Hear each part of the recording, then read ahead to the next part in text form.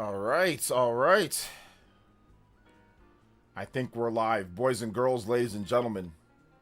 I'm pretty sure that we're live. It's not acting right on my other page here. I mean, it says excellent, and it says that we're live, or that I think that I'm live, but it's not actually popping up. So if you're in the chat and if it says that I'm live, or if you're on YouTube and you know that I'm live, make sure you let me know. Oh, there we go. Okay. Now I'm live. At least it was like saying 30 something seconds that I was live.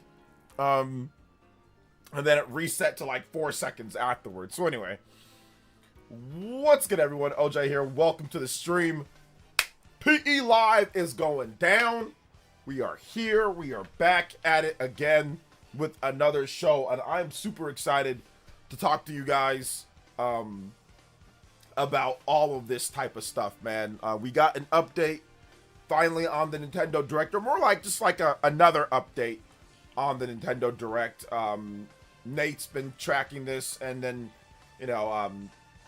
now Jeff Grubb, who's another insider. The insiders, not the outsiders, the insiders. And the thing, and it looks like mid-June is what Jeff Grubb is saying on the Giant Bombcast earlier today. So we're going to talk about that, what we could see, and a couple other different things. We're going to talk about PC handhelds being dead. I think I'm going to have that topic in there every single day. I think I'm going to put that topic in there every day. I don't care if I end up being wrong. I'm still going to put the topic in there every day until I get some sales numbers confirmed. I'm going to say PC handhelds flopped, PC handhelds cooked, PC handhelds failed, PC handhelds squashed, I'm going to say it every single day. I'm going to say it every single day until I get sales numbers. Until I get sales numbers from one of these people. I'm going to say it every single day. I think I'm going to go like on a trolling campaign of PC handhelds. I think I'm going to go on a trolling campaign. If PC handhelds were the Wii U Part 1, here's how they'd be treating it. But it's all good. It's all good. Let's see here. What's up? Thanks for the mention of the video. Hey, no problem, party man. Shout outs. Thanks for always being here and always commenting and all that stuff. At first, I didn't know it was you because I wasn't paying attention. And then I looked at it, I'm like, oh, that is Party Man. Like, I was like, oh, that's Party Man. Like, I kind of like saw it, but I didn't pay mind to it, like, when I first read the comment. But then when I was editing, like, when I went to go look at it for, like, real, and I'm like, oh, that was Party Man, you know? Cool. I get to mention Party Man in one of my videos. Dope. So, it's pretty cool. But shout outs, Party Man. General Zamora, what's good? Shout outs to Joe. Let's go over some shout outs, then we're gonna get into the content, more content for today. Broads Gamer is here, Dior is here, Party Man is here, 91 Gamer Boy is here. Fire Type says being broke ain't easy. I know. We've all been there before, man. Nimar, what's good, man? Welcome. Sonic, I like how there wasn't any fake direct leaks for May because we knew it wasn't going to happen. It's not about we knew. And actually, I think there was a fake direct. Pour one out for the PC handhelds. LOL, also Super Bowl Nashville 2030. Nice. Let's go. Also, Party at the 5 as well. Ninja Peach. To Nate adding on saying he will have an update this week in his podcast. Yeah, I have that. Things are heating up literally and figuratively, lol. Mario Sunshine music please for summer vibe. I have that in my bookmarks. Nate did say that he'll update it with the podcast, with what's going to be, what he thinks or what he's been hearing or something along the lines of that. So Mario Sunshine. Let's get some Delfino Plaza. But yeah, he did say that he'll give an update in a podcast this week, or something along the nature of that, or this week. That's going to be. I'd probably say the podcast will probably come out, maybe Thursday or something like that. Maybe he'll give us a bit of a prep time because today's Tuesday. So maybe Friday, maybe Thursday, or maybe he'll just say that he's going to have a podcast and then it's going to come out next week or something. Maybe he's putting something together. So Yeah, it's definitely good. Shout out to Party Man. Thank you for the 5. Shout out to Justin. Thank you for the 3. And yes, Justin, Super Bowl in Nashville, Tennessee, 2030. That's good, man. Good for the city of Nashville. Happy for you guys out there. A lot of business coming through, of course, with the Super Bowl coming to town. Hopefully my Niners are there, you know. If my Niners are there, Justin, I promise you I will be in Nashville. I'll just say that right now. If the Niners make the Super Bowl in Nashville, I will be there. Will I go to the Super Bowl? Absolutely not. Those tickets are probably going to inflation. Those tickets are probably going to cost $30,000, $50,000, $60,000. But I will be in Nashville to hang out and be like, woo, I was in Nashville, you know, Super Bowl. But I will not be going to the actual game. Shout out to Jose. Thank you for the subscription. I appreciate that, man. Yeah, guys, I don't watch football, so you guys are talking about like Arsenal and all that. I don't watch. I don't pay attention, but congratulations, or I'm sorry if you're happy or not happy, but I mean, I don't watch football. I don't know the leagues and the teams and all that. So, and I know that's a big deal. Sorry, guys, stupid American here. But yeah, I don't really. So, I mean, if you're gonna get it, you're not gonna get any reaction out of me because I don't care. But I'm happy or I'm sad for anybody that's happy or sad and whatever they think about when it comes to football. Let's see here. Shout outs to Party Man. Thank you. Shout outs to Justin. Thank you. I was thinking June 10th for the direct. I'm assuming it'll be close to Summer Games Fest. June 10th. Let's take a look at June 10th. Let me see, Daniel. Wednesday. I mean, yeah, that might be. That's not a bad date. It's not a bad date. Let's see here. Nah, 30,000 will be for the plane tickets. No, plane tickets aren't that expensive. That's an exaggeration. USA messes up sports, to be honest. Overpriced everything. Normal World Cup tickets were 48 times the price. So that's happening with Twitter. Like, what the F? I don't know, man. I'm not sure. You mean like in terms of like what, the Super Bowl? Yeah, Super Bowl tickets are super expensive. But like if you want to just go to like a normal game, it's not that bad. It's like a couple. Like if you want to just like go to like a normal like football game, at least like the Niners, a couple $100 for some tickets. Like it depends on who they're playing and when they're playing, like if it's a primetime game or not, and like how many people are actually going to the game, like timing and all that depends. It depends on everything. Like, but normally like normal games, it's not that bad for tickets, but Super Bowl, yeah, it's terrible. It's really expensive for Super Bowl tickets. And they sell out the whole thing too. That's the funny thing. They sell all those babies out. Let's see, my guy, normal World Cup match ticket is down in the thousands. Yeah, like I said, I'm not talking about. I was talking about just regular NFL, not World Cup. But yeah, if they do, then that's fine too, or not fine. You know, however you feel on it. I'm sorry, man. Let's see here. I'm super hyped for Yoshi. It's only a few more days. I got a Bubsy 4D coming, so 2 platforms this week. Hey, there you go. You tried the Adventures of Elliot demo. I tried the first demo. I haven't tried the second demo yet. I said yes on yesterday's stream that I'm not sure if I want to play that right now because I want to play it closer to the release of the game, and then I can just smoothly go from that. I don't want to just play the demo so far ahead of time. And I'm already playing something else. I'm playing Romancing Saga 2: Revenge of the Seven. So it's like I already have a nice RPG to play. I'm in a rhythm. I did another time skip. These time skips are atrocious. They're so funny. Like this game, I can only imagine playing this game back in the day, like in the Super Nintendo era. Like, and then you're like, oh, okay, you're playing, and all of a sudden, time skip. You do 3 missions, time skip. Hey, look, you got a bunch of people that are. It's a hilarious game.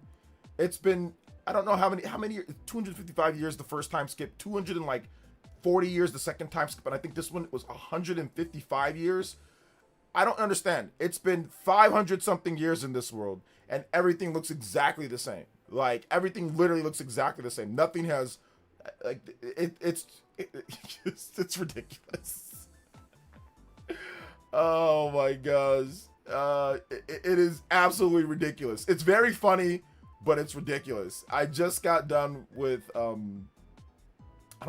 think I've only beaten like 2 members of the 7, so I still have 5 more to go. And it's so funny. It's like I think it's based on a timer, It's based on a timer and like a main mission. So based on how long you spend, but it's not that long. Like it's legitimately not that long before they start saying 5,000 years later. It's crazy. It is crazy. I think one of the biggest issues is that like the base game, like at the beginning, you have all this voice acting and you have these characters and they all set up everything, and you set up something and you're like, okay, great. And I'm pretty sure they'll loop back around to it. But then like you have all this voice acting and characters, and then like in all the other generations so far, they're all mutes because it's randomized. Like it's randomized. So they're all mutes. All of the voice acting and stuff like with the main characters goes away completely. It's the strangest thing that I've ever experienced in a RPG, in like a modern RPG. I know this is an old school Super Nintendo game, so they had text chat back, like no voice acting, but it's hilarious, man. It is so funny. Let's see, time skip. Suddenly you're in Fondland, no apparent reason, whatever. I know, seriously. Fire Emblem's time skip is like is handled significantly better, but there's only one time skip, so they planned it way better. This one's just, it seems so lackadaisical and casual about it. It's like you don't even find out what happened to the characters or anything. At least not like, maybe not right now. Maybe I will later. But like even like the beginning, like you have like the start, right? And it's just like, oh well, they're all dead. All right, move on. It's so funny. I did not like the time skips. It should have been normal with actual descendants. Other hand, I can understand why. Yeah, the combat is great, but yeah, like they should have done it. I agree. And like when I do my review of the game, like once I finish everything, I'll talk about. I think I'll have a better idea of exactly how much I like it or how much I don't like it. But yeah, I think they should have just done like maybe like 1 or 2. And split it up into thirds of the game. Like I don't think they shouldn't have done like 1 million. Like they should it's handled poorly, in my opinion. But then again, I think it's a Super Nintendo game, and I think they were trying to do something really like impressive. It's pretty crazy for a Super Nintendo game. Like, has anybody played the original Romancing Saga 2, like on the Super Nintendo? Like, has anybody played that? I'm guessing that's pretty impressive for what it was. Did anybody play it like when it came out? I don't know of anybody that played Romancing Saga. I didn't play the game back in the day, so interesting. Let's see, on hard mode, they should make it to where the 7 get harder and harder to beat the more time skips trigger. No, because the game is already really hard. The 7 are already really hard. I just beat the second one and he's freaking hard. No, it should not do that. No. Absolutely not. I just beat the second one. Just the second one, and he's hard as balls, dude. Like, absolutely not. He has a freaking second form. You beat his first. He has these forms. He just tramples over your whole team. He just almost, if you're not trained, he just one-shots everybody. No. What are you talking about? What? Did you play the game? That is not a good idea. It'd be way too hard to beat the game. I think the game is probably even too hard on normal. I think the game might be too hard for people. I'm playing on hard. No. I'm glad they didn't do that. Oh my gosh. Oh my, this just gave me a flashback of getting absolutely stomped out from was it Dantarg or whatever his name is? No. PlayStation accounts are being hacked and the issue popped up. Yeah, I talked about that. Nah, my account's fine because nobody knows my account. Nobody cares about my account, so I'm good. So it doesn't really matter. Hey, OJ, I got 13 Sentinels. The game is fun. I like the mystery aspect of it. Yeah, 13 Sentinels is really good. So it's really good. After a set amount of time, there's like a multi-100-year time skip. I think it's triggered by like just a set amount of internal time or missions, or based on like what mission like you do in the game. It'll just time skip it. Characters end. New generations born. Generations multiple as in plural.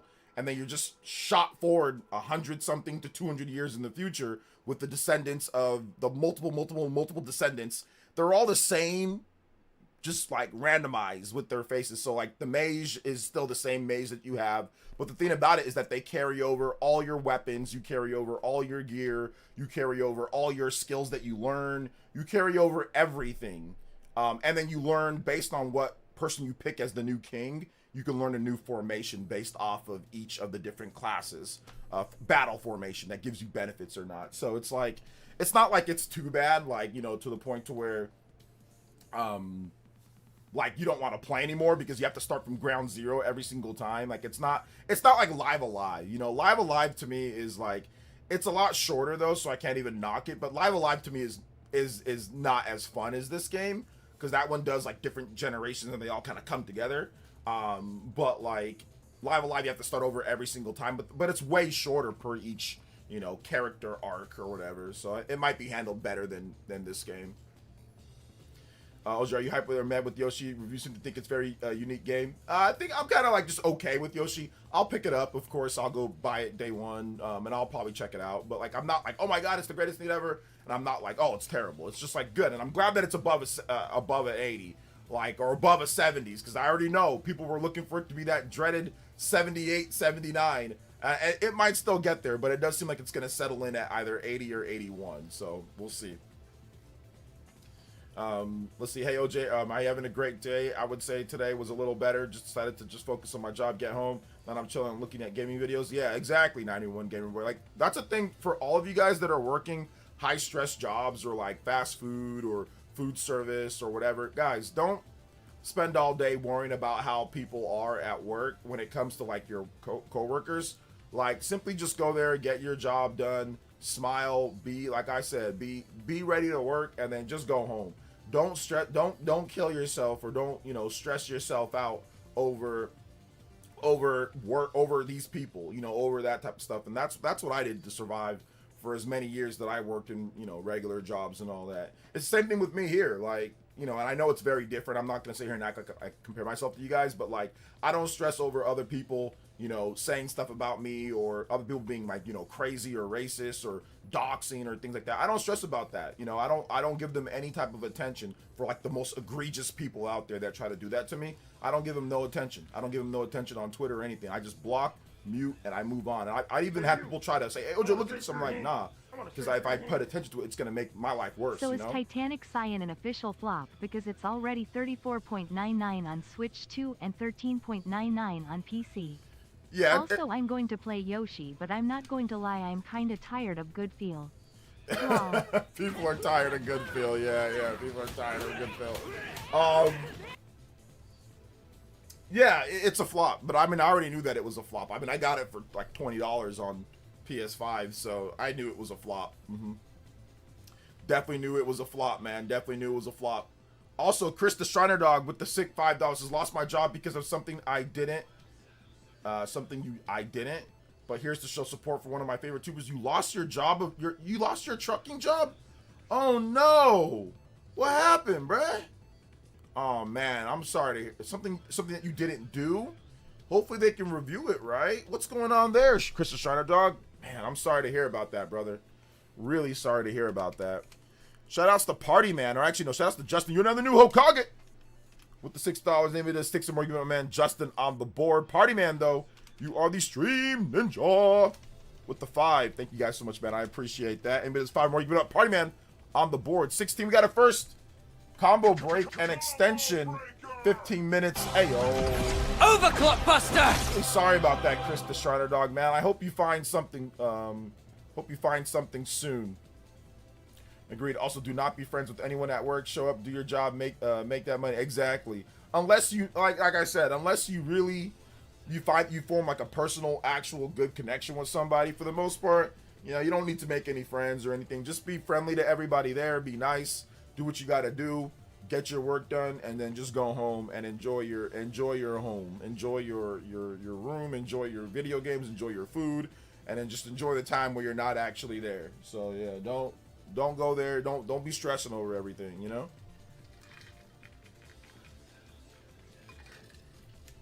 OJ, I watched in Spanish a review of Excellence of Yoshi Starts post game, best enemy design and puzzles. I wonder how many reviews are just scoring the first part. I mean, a lot maybe are just scoring the first part, but I mean, once again, we'll find out. IGN Nintendo Life gave Yoshi a 6. They did, but they said that the game's not bad. They just feel that that some of the ideas could have been better used throughout the whole thing, or that it's not a terrible game, it's just not a great game to them. Once again, that's just IGN and Nintendo Live. How much do you take those reviews in? How much do you consider them into when it comes to what you think is good or not? I mean, honestly, no offense to IGN, no offense to Nintendo Life, but I don't really take those outlets very seriously. I don't take any of them seriously, to be honest. I'm just going over them. Yeah, I did average-wise, it got an 81. So I think it's more closer to the average than it is to any one particular review. So, for example, Andy Robinson from VGC, who I respect a lot more than, like I said, no offense to IGN, no offense there, but I think I respect him a lot more than I respect any of those guys. He gave it a 10 out of 10. Now, is it a 10 out of 10? It's probably not that for me. Probably won't be a 10 out of 10. But, I mean, I think it's more closer to, like, in between. 6, 10, probably 8, right? It's more closer to an 8 than it is any on the highs or the lows. That's why I always do, like, average scores and not just pick out one score there. Like, who cares what IGN or what Nintendo Life says? There's a whole bunch of reviews. You see all the reviews, and then you get an average, and then that should be more of like, okay, here's the average, not just what one person said over the other. But it is what it is, you know. Imagine if Xbox actually pulled out of Steam next. Valve would lose so much, and they'd actually start to make games again. If Xbox pulled out of Steam, I don't think Valve would care if Xbox pulled out of Steam. I don't think they'd care at all. I legitimately don't think they would care. Yoshi, I might pick it up for cute and relax. Yeah, I didn't like Craft the World very much, so I'm going to wait for a holiday sale or something. But that has nothing to do with the reviews. Yeah, I don't think this game's anything like Crafted World or like Woolly World. I think this game's very different from those two games, in my opinion, from what I've seen and from what I've read and from what I've played. I don't think it's like that, but yeah, I feel you. Let's see here. Lego Batman scored an 84. Who cares what they think? But an 84 is a really good score, though. That's a really, really good score.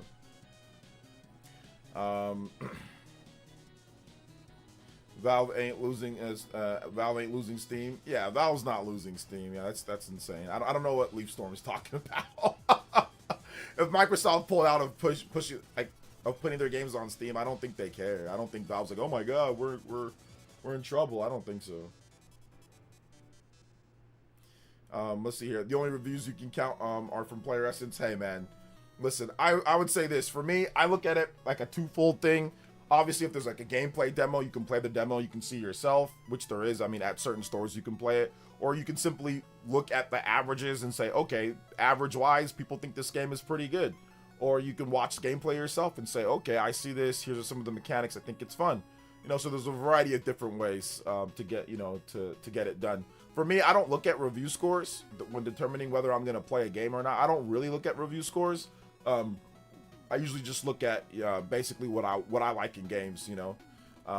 So that's kind of how I see it. I don't really look at the scores and say, oh well, IGN gave it a this, that means I'm not going to play it. That's a fool's errand. That's not a good way of looking at things, in my opinion. I don't think you should ever look at one review from one place and determine if you're going to buy it or not, just simply from that one person. And I even say myself, I include myself in that. Like, I don't say, oh, well, watch my review and then just say, yeah, you like it. I say, hey, look, you can look at my review if there's a game. You can look at what other people are saying. You can watch the gameplay and then make your own determination from there. You know, if there's a demo, check out the demo, you know, things like that. Or if you can find it cheap or on sale, you can wait, then it lessens the blow if you don't like the game. Like, there's a lot of different ways to get it done. But, you know, I don't pay attention to any one singular review or not. And like I said, no shots to Nintendo Life, no shots to IGN, but their opinions don't really mean anything to me at all. Like, I'll read them just to be, you know, to be fair. Like, I'll read some of the good reviews and the bad reviews, but I mean, do I base anything I do off of IGN or or Nintendo Life? No, absolutely not. Why would you do that? That seems like a terrible idea. Digital Foundry did a bogus article asking for Sony to reconsider the decision to stop putting stop their PC ports. Digital Foundry did a bogus article. Who wrote the article, if you don't mind me asking? Let's see. Even if the Steam machine flops, Steam alone is big enough. I mean, the thing about it, though, is like the Steam machine, there is no flopping of the Steam machine, or there is no flopping of the Steam Deck. Because once again, yeah, Valve is so huge, it doesn't really matter. Pretty much every single piece of Valve hardware has flopped in the past. Like, almost everything has flopped. The Steam controller, the Steam Link, everything that they've done so far has flopped. The first Steam machines, those flopped too. Like, they don't really have any massive successes. The only thing that they potentially have is the Steam Deck. And even with the Steam Deck, that's a flop. It's a flop. The fans online just basically are gaslighting you. The fans online are gaslighting you. The websites are gaslighting you. And like I said, I'll debate this or I'll talk this with anybody. So it's not like I'm running away or fanboying or nothing. Nah, I want somebody to come here. If you're a content creator and you got evidence or you got proof that the Steam Deck is not a flop, then let me know. I'll love to see it. But the Steam Deck's it's a flop. It's a flop of a system. They're not making any money. They're not making any money off the system. They're not making any profits off of it. They had to get rid of the $400 model because it wasn't viable. So therefore, you know that they weren't making anything off of it. Heck, Nintendo still sells Switch Lites, so they're making something off of it. Like they're not selling the Steam Deck right now. They haven't even put in new orders for it. If this system was so successful, they would be putting the orders in. They'd be trying to get it done no matter what. Look at you go on Valve's website, you can't even buy a Steam Deck OLED right now. So you can't sit there and gaslight me into thinking that the system's successful. You look at PC handhelds, we've gotten 0 sales updates from Xbox ROG Ally. We've got 0 sales updates from Lenovo. The prices are out of control. The tariffs and shipping costs are eating them alive. Nobody's buying these behemoths. It's a flop. It's a flop. PC handhelds are a complete flop. And there's nothing that anybody can tell me to say otherwise. But if you have information, if you have sales numbers, if you have profits, if you have whatever, let me know in the chat and I'll be more than happy to entertain it. But it's a flop. Right now, it's a flop. All of them. You're just getting gaslit by websites that want to take their money, because I'm pretty sure that a lot of the handheld PC articles were paid articles from these companies to hype up PC handhelds to try to downplay or diminish the Nintendo Switch 2 sales impact in its first year. I'm almost positive that's the case.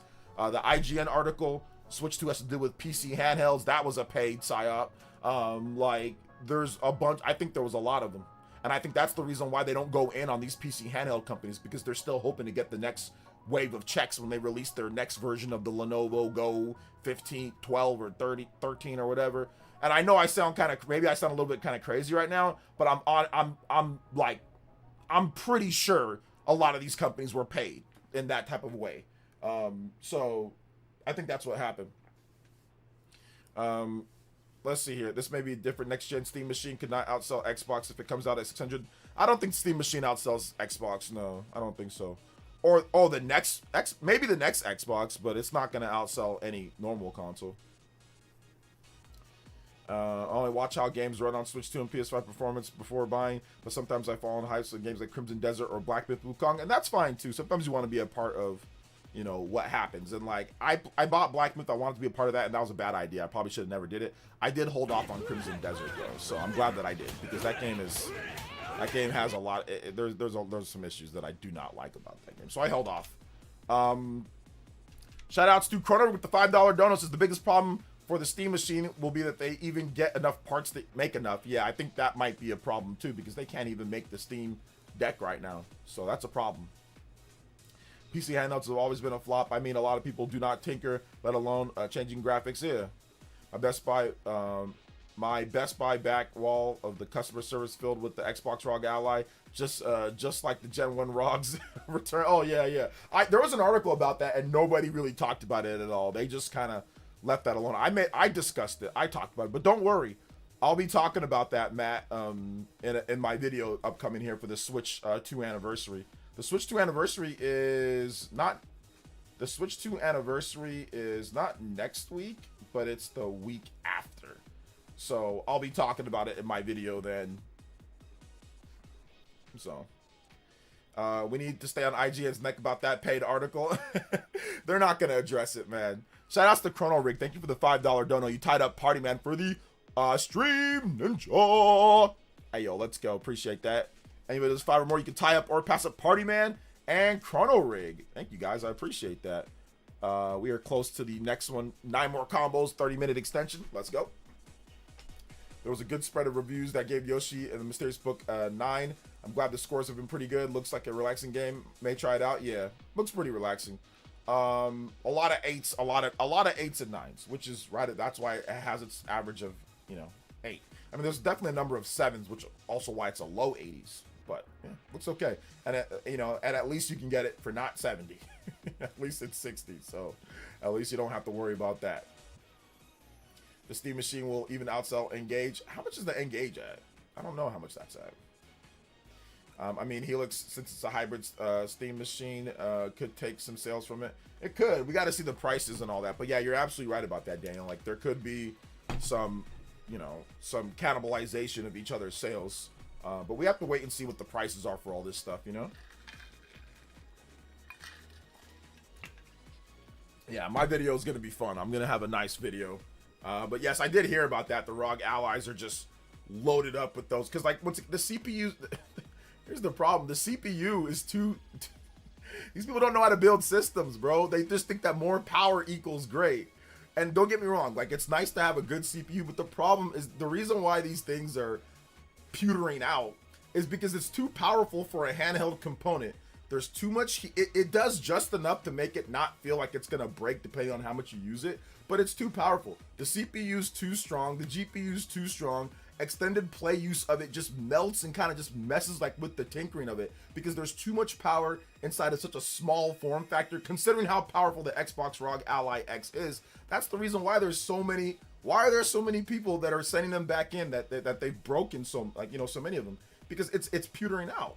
It's overheating generally over time. It might not overheat while you play it, but it's overheating too much, and as it accumulates, it just wears the system down because it's too powerful for how small it is. That's the reason why that it's always being sent back, and that's like once again, your CPU, your GPU, your clocks, and your power of what you can do, and everything, like, because it's a PC as well, it lets you adjust it to where it can run hotter and colder, and people are just playing at max power and burning that thing out. It's too powerful, and that's one of the reasons why Nintendo is just their architecture in terms of how they put everything together. And yes, not the strongest, but that's for a reason, so it doesn't burn out, so it doesn't freaking overheat and burn out in the next month or 2 months or 5 months or 6 months. Not saying that it's going to be a perfect hardware ratio. There are going to be some that maybe have some issues, but it's not going to be anywhere near as bad as what I've heard about the Xbox ROG Ally. The ROG Ally, literally, they're all being sent back in. And Windows Central even wrote on this. So if you think this is just fanboy nonsense and all that, which people just accuse me all the time of, and that's fine, they're stupid. But if you want, Windows Central wrote this. So this is a hardcore PC schizo website wrote that there's too many ROG allies coming back in. Like, I've had to send they're the ones who wrote that and talked about it. So keep that in mind. And we have somebody in here, Matt, that is a repair person that works at Best Buy and sees a bunch of these things coming back in. So that's the problem. They don't know how to make hardware. They just know how to put power into things and then charge $1,000 and say buy it. No, nobody's gonna buy that. Nobody's gonna buy that. Let's see. Nintendo needs to learn ergonomics. I mean, I think that with Nintendo's Switch 2, for example, they want the thing to be thin. So it's not that they don't know ergonomics. I mean, clearly they know ergonomics. Look, you got a Switch Pro controller. You got a Switch 2 Pro controller. These things feel fantastic. Obviously, they know what ergonomics is. The problem is that they don't want the system to look all big and bulky. They want it to be thin profile. They want it to be small and slim. They don't want it to... They're actually taking design over comfort with the Joy-Cons. They don't want the Joy-Cons to be these big old fat things where you hold on to. They're saying, hey, look, if you want that, just get a grip or get something to modify it. But we want it to have a thin profile. We want it to have a certain sleek look about it. So they know, obviously they know ergonomics. If they wanted to build a big old fat Steam Deck controller handle, look at the Wii U gamepad. The Wii U gamepad is more comfortable to hold for extended periods of time than the Switch 1 or Switch 2 are. But they want a certain profile and look for the system. So they know, obviously they know ergonomics, I mean, clearly. Let's see here. No, wait. Nintendo is the granddaddy of handhelds, so they have plenty of time to protect the formula. That's true, but once again, like a lot of these ROG allies and a lot of these different things, they have a bunch of stuff to look back on and say, okay, well, how did they do this and why,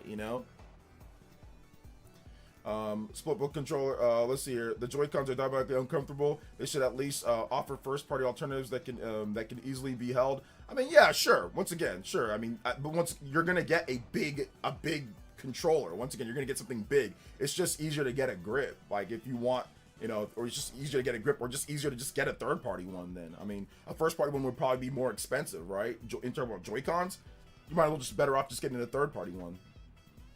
Third-party Joy-Cons if you want something like that's a bit easier to hold. Or just get, or like I said, just get split grips. Just get the D brand split grips that attach right off, and then they're a lot more easier to hold. So I think Nintendo knew that when they made them. They need someone like Mark Cerny to help design these handhelds. Mark Cerny?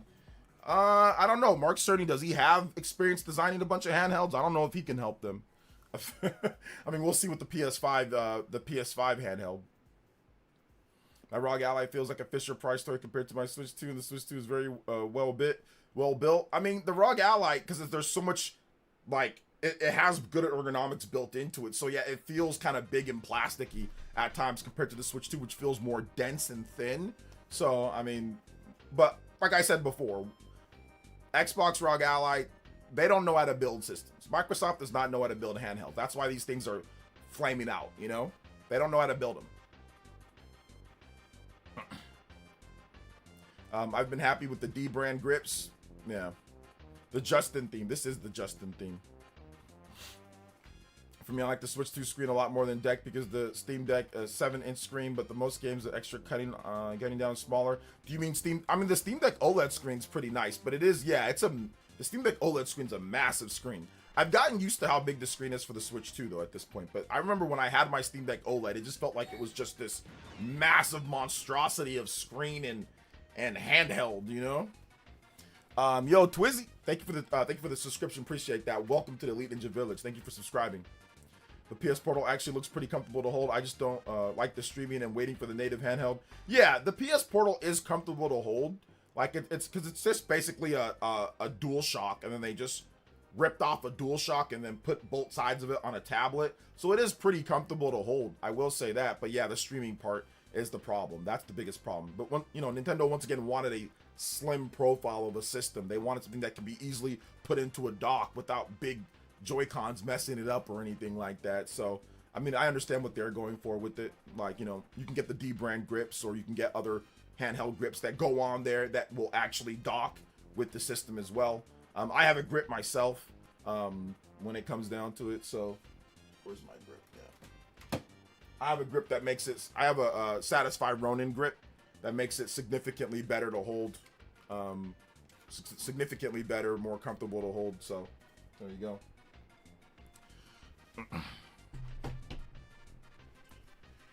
The Steam controller is comfortable for the most part, but it's just so heavy. It is a big, it's a, the Steam Deck controller. Do you mean the Steam Deck itself, or you mean like the new Steam controller? Hey OJ, happy Lego Batman Day. Xbox has been intriguing lately. I wonder if they'll bring more exclusives. Maybe they launched a feedback thing, and you know, I think that they might bring back exclusives, and we haven't heard anything yet for Horizon, the Forza Horizon for PS6 or anything, or PS5 or Switch 2 or anything. So maybe. It does look ugly. It looks like that SpongeBob meme, like where he pulls his pants all the way up, the tall hat meme or whatever. It looks like that. But I mean, it's apparently it's comfortable to hold. What's up? Hey, yo, SK Massive. What's up, man? Welcome. Cooling technology has been improved systems since last gen. Yeah, it's been improved, but I don't think the handheld companies know what they're doing. I don't think Xbox ROG Ally knows what they're doing completely. They're more worried about power than actually the durability of the system. Let's see. What I mean is that I was trying to play Death Stranding on the deck today, but for some reason, I don't know why I can't make it go full screen for the image, and it bugs me. Well, you have two things. One thing that you're trying to play Death Stranding. That's the first problem that you have. The second problem is that you're trying to play Death Stranding on a freaking Steam Deck. So those are like...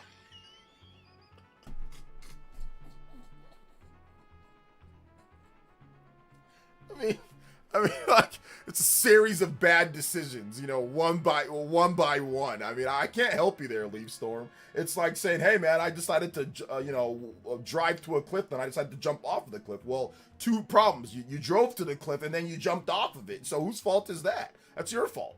Yeah, I don't recommend doing that. Like, value your time, guys. There's no reason to be trying to play freaking Death Stranding on a Steam Deck. You know, like...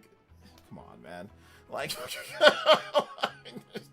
there's no reason to be trying to play Death. Like what's going on, man? You don't have anything better to do and to play Death Stranding on a Steam Deck? I mean, I'm not trying to be mean, but this is ridiculous. Death Stranding on a Steam Deck. Like, come on, man.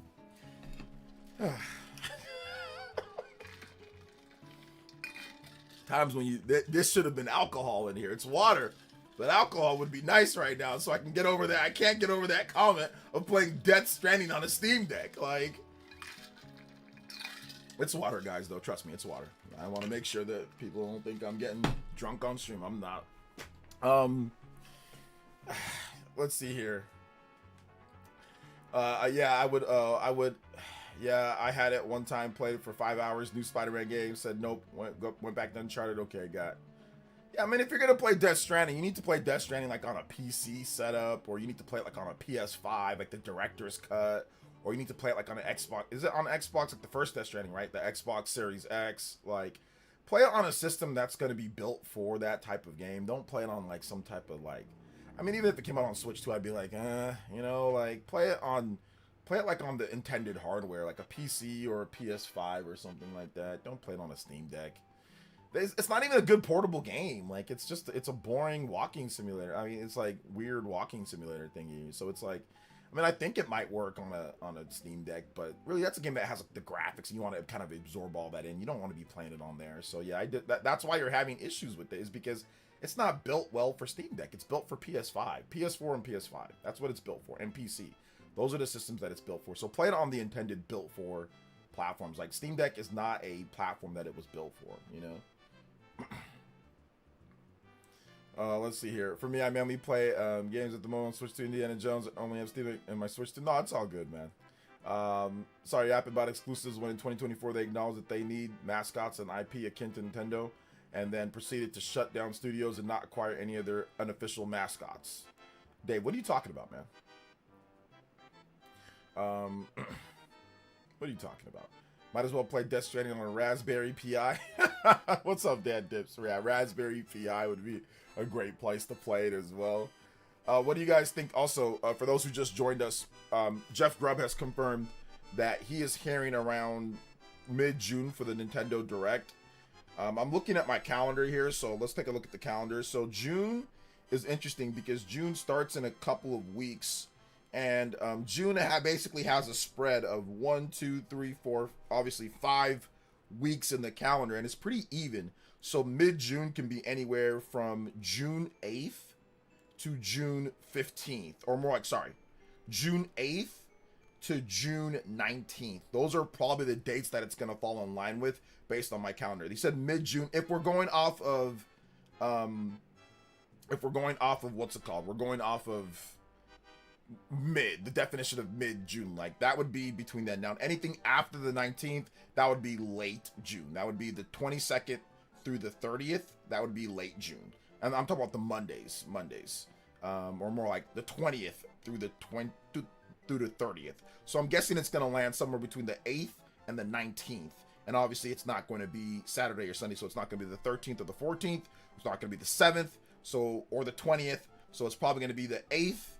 It's going to be the 8th, 9th, 10th, 11th, 12th, 15th, 16th, 17th, 18th, or 19th.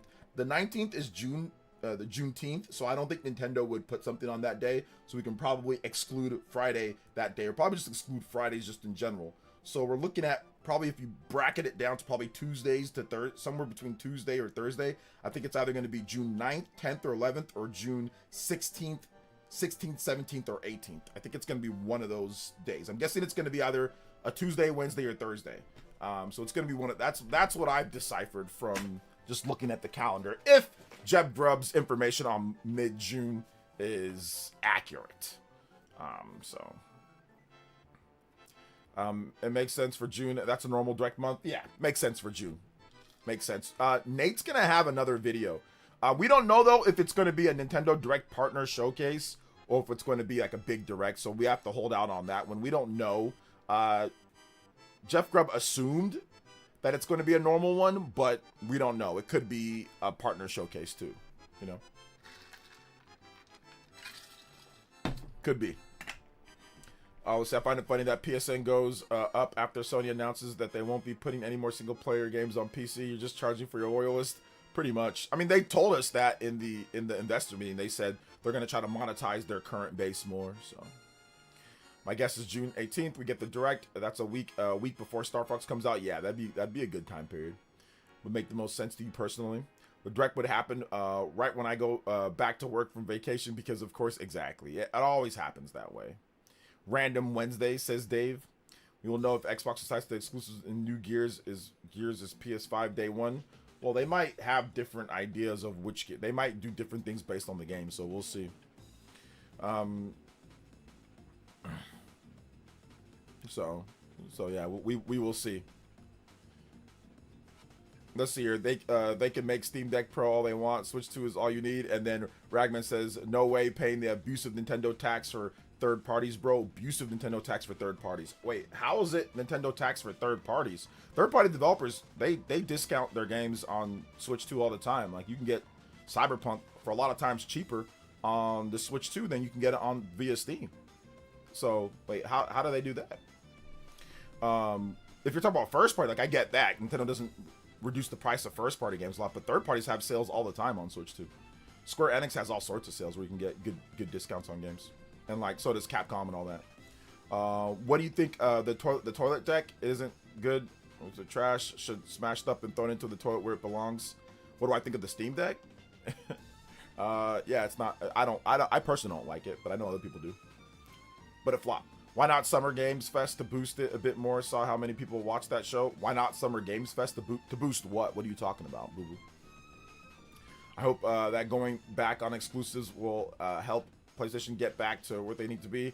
If it works Nintendo, why not try it? Yeah, I mean, they've always done exclusives. It wasn't until this generation to where Sony decided to kind of branch out from that. Direct on Juneteenth would be a great way to celebrate. It would be, but they're not going to do that.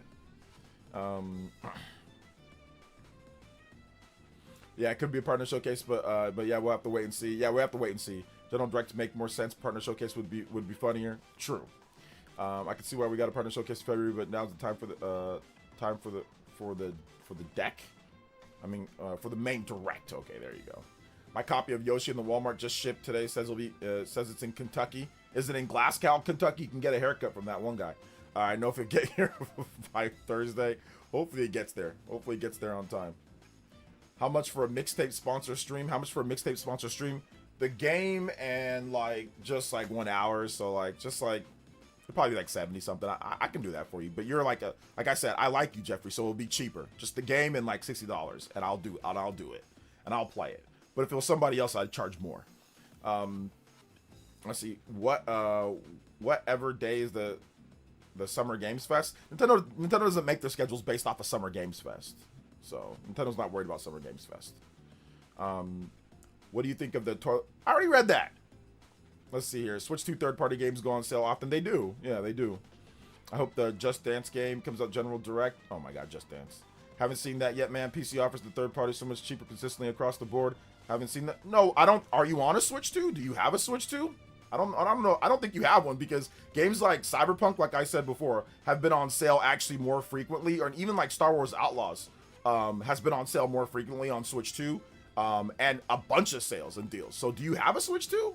Because I mean, I don't know. I think that's just online. People say that because I have Steam. I see the deals. Like Steam's good. It's great for deals. But Switch 2 also has a ton of deals on third-party games. They don't just have everything full price the whole time. Like there's literally sales all the time.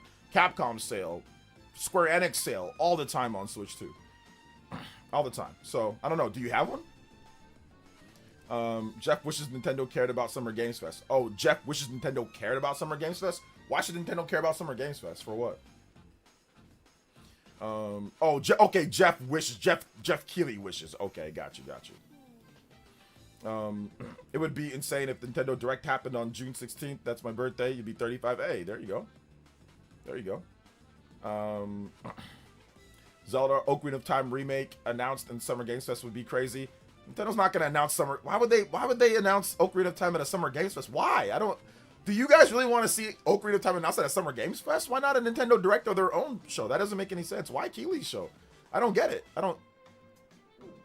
That seems silly to me. That just seems like why? Why would you give Keeley Ocarina of Time. That doesn't make any sense. Most of the games at the Summer Games Fest aren't going to be on Nintendo Switch 2. They're going to be Xbox, PlayStation. Why give them like one of your biggest exclusives for what? What's the logic behind that? Best thing for Switch 2 is I love physical games because Indiana Jones, Cyberpunk, yeah, it's all good stuff physical. I find third-party deals cheaper than PC. Yeah, do you have a Switch 2? I'm asking you, do you have it? Do you have one? Do you have do you actually have a Switch 2? Because I don't know if you do. I don't think you actually look on the eShop for the sales and deals because they literally have them all the time. Like you can go on right now and look at the sales part and there'll be like a bunch of games on sale like they always do. So I don't think you actually have one. And I don't think you actually look at the sales or deals.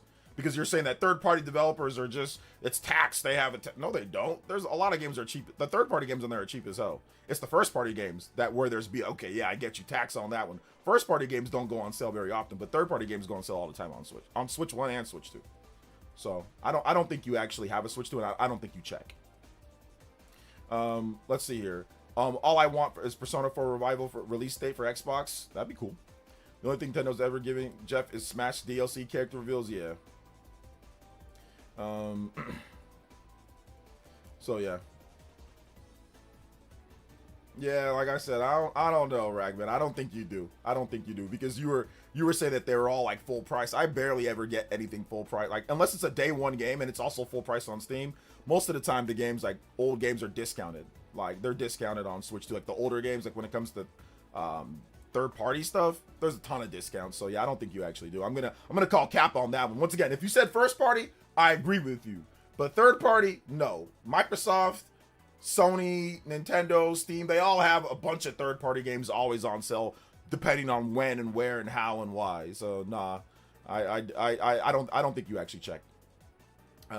Let's see here. Only first party is only full price. Yeah, only first party. Yeah, only first party. There's a ton of sales on Switch too when it comes to deals and all that, like all the time. So I'm gonna disagree.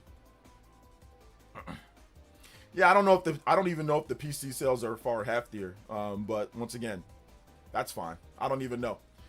Sometimes, but like a lot of the games that are on sale on PC, it's like banana and things like that. It's like sometimes it's a bunch of games that you don't even know about. You know what I'm saying? Like it's always a bunch of games that you don't even know about, or it's like trash games, or even like some of the sales that I look at on Steam. It's like these sales aren't even that great. You know what I'm saying? Like I don't know. I think that they used to be like that. Like before there was a lot of good stuff on PC, but through Steam, the sales haven't been as good as they used to. They haven't been as good as they used to be, and the games that are on sale, there's a lot of trash. It's like a lot of garbage games. And to be fair, it's like that for all the systems. There's always a lot of garbage games on sale. But I don't think Steam is discounting all the biggest and best games all the time to discount budget numbers. I'm gonna call internet cap on that one, because I have Steam. That ish pops up, and I do not see that stuff all the time discounted. Even like right now, like let me see. Let me go on. So right now, like. Let me boot it up, and I'll see what I'm talking about. Yeah, shovelware is everywhere. See there? Now you know what I'm talking about. But I think, like I said before, they used to, but now at this point, I think a lot of devs aren't doing the type of deals that they used to get, like before in the past. Like I think a lot of them are not giving you those same type of deals. You know, see, like right now, and I boot up Steam. Yeah, you can get like Super Bunny Man for $7. You can get the Meat Boy franchise, okay. You can get Call of Juarez Gunslinger for $1.49. Okay, cool, I guess, right? You know? Like, I guess that's cool, right? Like, you can get those games for that. But, I mean, if you want Resident Evil Requiem, it's $70. You know, if you want a lot of the... You know, you want a lot of the good games right now that are, like, the ones that are new that came out, you're gonna pay full price for them. You know? Even, like... Right now, Cyberpunk 2077, that game's old, right? That game's old. The base model is $60 right now on Steam. There is no discount on that. It's $60 for the Ultimate Edition. Or, sorry, it's $82 for the Ultimate Edition of Cyberpunk. You can save 8% though. So this is a facade. Like a lot of the big games that people talk about all the time, they're full price on Steam, or you're not seeing the type of sales that you're getting, bruh. So I don't subscribe to the Steam has everything for $1 or $3, like all the biggest and best games ever. I don't subscribe to that because I don't think it's actually real anymore. It used to be though. I will admit that it used to be. There was a time where yeah, you would be able to get a lot of the biggest games for so cheap, but Cyberpunk is how many years old now on PC, and it's still $60 on Steam right now.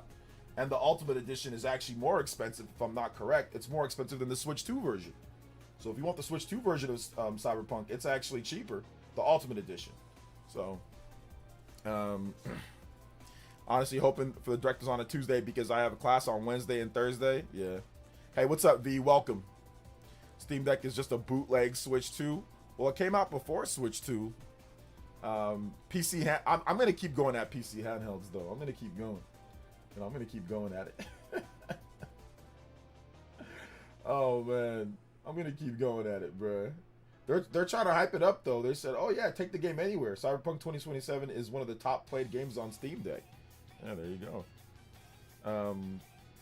We're looking forward to Star Fox. OG Star Fox player here. Slippy looking sick. Hope you're well. I'm doing good. Yo, Chris Wall Music. Appreciate you, fam. Great evening, OJ. Hope all's well with you. I'm doing good, Vatson. What's good, brother? What's good? It's a good conversation to have, though. You ever seen Steam's deep discount sales? All right, let's take a look. I'm gonna go on the storefront. It said deep discount. Let me see here. You mean like the specials? Just like the specials? Yo, shout outs to D Mang. Thank you for the 100 jewels. I appreciate that. I mean, yeah, they got specials on like, they got some stuff like they got Subnautica on sale. They've got Call of Duty Black Ops for like $20. Like Call of Duty Black Ops 3. That game's kind of old, isn't it? They got Red Dead Redemption for cheap. That's $14. Red Dead Redemption 2 for $14. But I mean, a lot of these games are either old or not the biggest games. I mean, you can get Daemon X Machina. That game's now 80% off. It's $13. So I mean, you can get. I mean, there's definitely some deals for sure. Borderlands 4 is like 41, but like, DMC 5, that's pretty cheap. But that's, once again, that game came out in 2019. When it comes to third party, it's like you can find third party games like DMC games on sale on the eShop all the time, or you can find like the difference with Switch 2 and Steam Deck is that Switch 2 has a whole nother market that Steam doesn't. Well, actually, Steam kind of does, but it doesn't. Depends, right? Like if you're talking about like a different storefront, but Switch 2 has physical games. It has secondhand games. So if you don't find something on the eShop for a price that you like and it's old, chances are that you can get it via physical copy. You can buy the game used. You can see it at a specialty store. You can buy it like on PlayAsia, or you can buy it somewhere else physical, and you'll find a really good deal on the game. So, for example, like Romancing Saga. Let me see if they have it on here. I think they have Romancing Saga. So people got to realize is like Switch 2 and Switch, you have a whole nother marketplace with physical games. Everything doesn't have to go through one shop like Steam or one shop, or like obviously if you have like an all digital Xbox or an all digital PlayStation. Every single Switch 2 is equipped with digital and physical. So you can get physical deals too, which obviously Steam, you can't get that. So for example, right now, Romancing Saga, it's full price on Steam. It's $50 on Steam. It's a good game. It's $50 on Steam. It's $50 on Switch 2 as well. Like it's $50 or $40 or whatever on Switch 2. But I bought the game for about $18. Because I was able to go out there and buy a physical copy that was way more discounted than the digital copy. So that's the thing. Like, you actually have options when it comes to physical, too. So if you really wanted to, because I've been talking about Romancing Saga, right? So if you really wanted to play Romancing Saga right now, your best bet is to actually get it on Switch 1. Get a physical copy or find a physical copy of the game and then do the upgrade from there. That's actually cheaper than buying it through Steam right now. So once again, I don't subscribe to the Steam's just always cheaper for every single third-party game. Nah, that's not true. That's not true. Never said Steam doesn't have good deals. Never said that. I just said I don't subscribe to the whole everything's always cheaper on Steam no matter what. Like Ragman was trying to say. I don't subscribe to that because that's not true. That's actually false. People try to push that narrative and it's not true. Let's see here. We're all digital here. Multiple storefronts sell keys for super cheap. Yeah, once again, if you're willing to go outside of Steam and go on different websites that have dubious reputations or not, I think I'm willing to actually just get a real physical copy of a game if I want something when it comes down to that, or buy it used where it's actually tangible.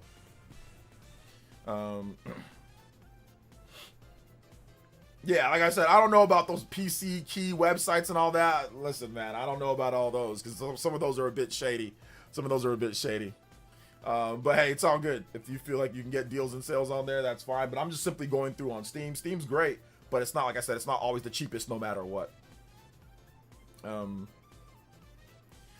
Can't believe NIS America finally put out a release date for R-Type Tactics a month or two. The game has been delayed for 4 to 5 years. Really? That's awesome. They actually have guarantees with those key sites. There's definitely been some, I would say, spotty reviews on those. Kudo. Spotty reviews. Not everybody gets the same type of service on that.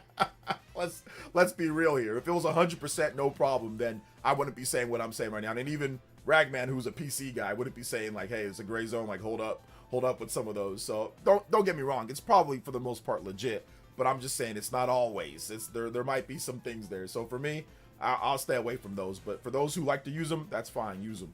Do what you can.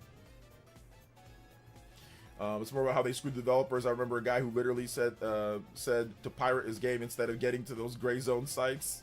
Yeah. I saw Nintendo's going to be at Gamescom. Yeah, Nintendo is going to be at Gamescom.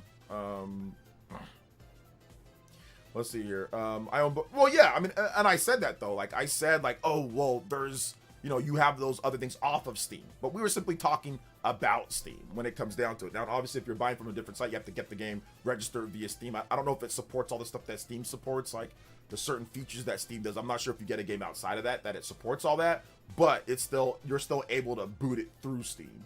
You know, back when I actually played PC, I mean, I think I did that a couple times where I saw a game for cheaper on a different site or whatever, and I bought that. But I don't know, man. Yeah, I'm done with that. All I really was saying is that PC or Steam is not always just the cheapest no matter what, and that like, oh, it's always a million times more expensive on console or anything. Like, that's all I said. Was I don't subscribe to that. I'm not gonna be letting PC agenda. We don't let PC agenda and PC propaganda fill the stream when people say stuff. Sorry, I don't let that stuff go. We're gonna say the truth. Are there great deals and where it's cheaper overall? Sure, absolutely. Is it always that no matter what and everything else is the devil? No, we're not. No. We're not doing that. That's what I'm not gonna let slide, because that's like the what you say on Twitter, and everybody likes the comments and everyone tells you that you're right, and you have all the PC schizos telling you that you're right and that it's the best, and it's like, wait a minute, no, that's not true. It's like it's cheaper here. There's other things, like you have used games. Like, well, hold up, you know. So I'm just not letting that slide. Where did you get Romancing Saga 2? I'm just curious. I got it from Woot. It's like an Amazon affiliate site, and it was like $18. I think I'm gonna support the developers though and buy the game full price though. I think I'm actually gonna just buy the game for the full price of the game, because I actually really like it, and I want them to continue. So I think I kind of want to support it a little bit more. So I think I'll just buy a digital copy at full price just to support the devs on that one, because it's a good game. I'm having fun. It's just funny. It's just a funny game. Most third-party games run the exact discount on all platforms. They just don't run them all at the same time. Yeah. Seems like it's heating up in the microwave where it's a bust. Burger. You think it's gonna be a bust? It's gonna explode? When you think of buying a handheld, the Switch comes first to the consumer in mind. Yeah, for most consumers, yes. I mean, obviously, if you're more technologically savvy, or if you're a PC person, then obviously, that's not gonna be your first pick. You know, that's not gonna be. It's gonna be something else. You know, it is gonna be something else. You're gonna pick maybe a ROG Ally, or you're gonna pick something along the lines of that. You know.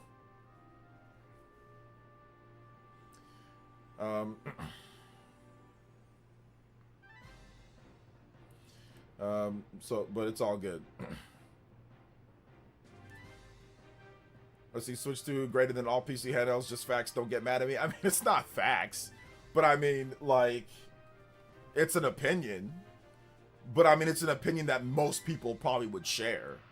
I think the large majority of people would share that opinion that Switch 2's better.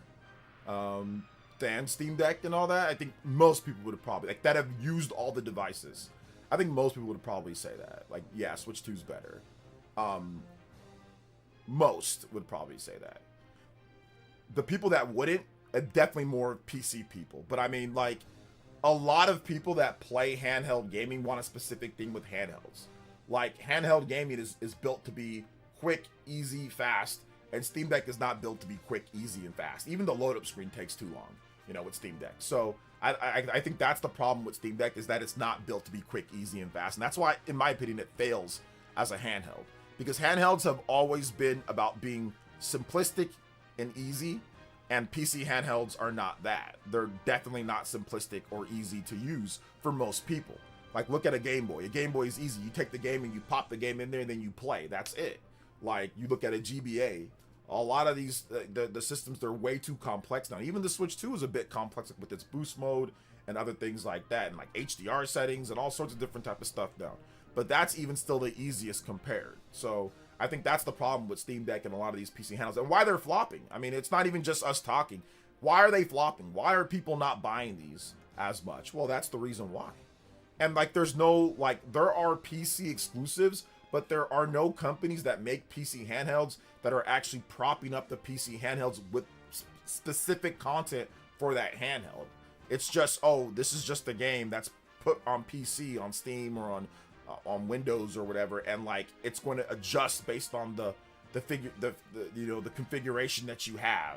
And like, oh, Steam Deck verified, that barely means anything in today's day. I mean, sometimes it can be verified and it doesn't run very verified, you know? So I think that's the problem with PC handhelds. Like, and that's the problem that I had when I had my Steam Deck OLED, was that it was such a varying level of how good it would run, the settings that I'd have to put to tweak it to make it run good or not. It was so weird. And even trying to dock it and then go back and forth, that was also an issue as well. Like, it wasn't as seamless as the Switch 2 is. And that's why it's flopping, man. That's pretty much the reason why.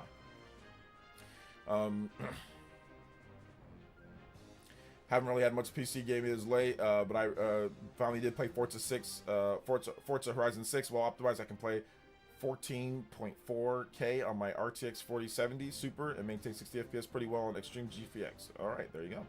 Oh, what's up, OJ? RIP for PC handhelds. Oh, gaming laptop, Switch 2, best way to go, in my opinion.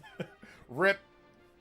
PC handhelds also have a ton of system updates for no reason. Yeah, that's another thing. Like, every single 5 seconds, I was updating my Steam Deck, which was annoying.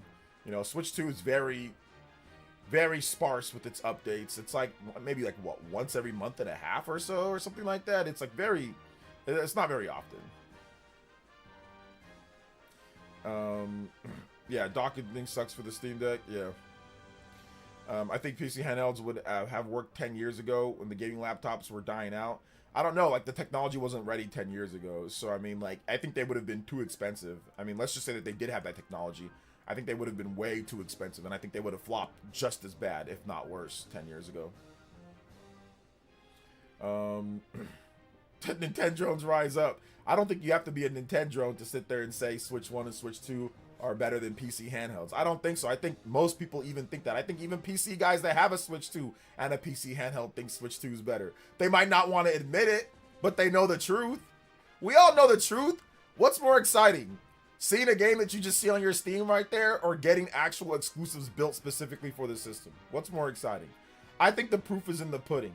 Everyone's like, oh snap, new Star Fox coming out. Oh snap, new Splatoon Raiders. Oh snap, new Yoshi. Or oh, there's going to be a new Ocarina of Time built for it. Or wow, there's going to be a new, you know, Fire Emblem, or new this. Like, that's exciting, bro. Who's excited for what? For PC, like what? Update 0.1577377XXZ5ZC23 Proton Phase On. Update 5. Now you can play your Steam Deck at 2% less heat in the daytime during if you play this game, and if you press this button over here and activate this setting and activate that, it runs 1.55555% cooler. Who's excited for that? Nobody's excited for that. What are you excited for? Valve doesn't make a damn thing for them. Who makes a, hey, this game's releasing on Steam Deck? Like, nobody cares. Nobody can't even buy one right now. It's a flop, guys. Like I said, I hate to say it. You guys say, you call me names all you want to. I know people will clip. Call me all you want to. I don't care. It's a flop. I'm just doing the same thing that people did to the Wii U and to the Vita, right? Those were flops. Those sold way better. Those were flops that got ridiculed every single day. It's the same thing here. It's a flop. It's a phony. And people that aren't doing it, they're afraid that their fan base is going to go against them because people online like the Steam Deck and they like certain PC handhelds. They're powerful. It's Steam. It's PC. You can't say anything negative against PC. That's the only reason why you don't see people talk about how bad of a flop it is, because people love PC. People bend over for gaming every single day. So that's the reason why. That's the reason why you don't see all the articles and all that, because everyone just wants the PC's the master race. You can't talk about PC. You're going to lose your audience if you talk about it that way. I won't. I don't care. But a lot of these, weirdos that dress up in banana suits and all these people that are online, they don't want to tell you the truth about PC handhelds and what's happening. They don't want to tell you the full truth about the flop of it. They don't want to tell you that because their audience is based on it. Their audience will tell you that it's the greatest thing ever. So they don't want to lose their audience.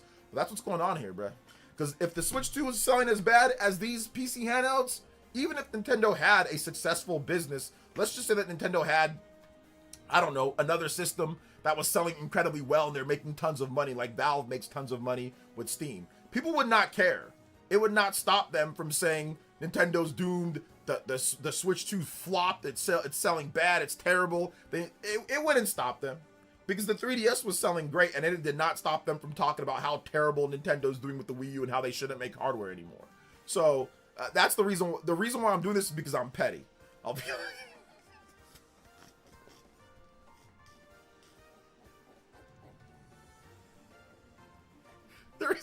The reason why I keep doing it is because I'm petty.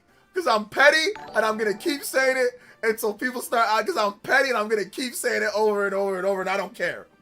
And I don't, because I remember what happened with the Wii U. Shout outs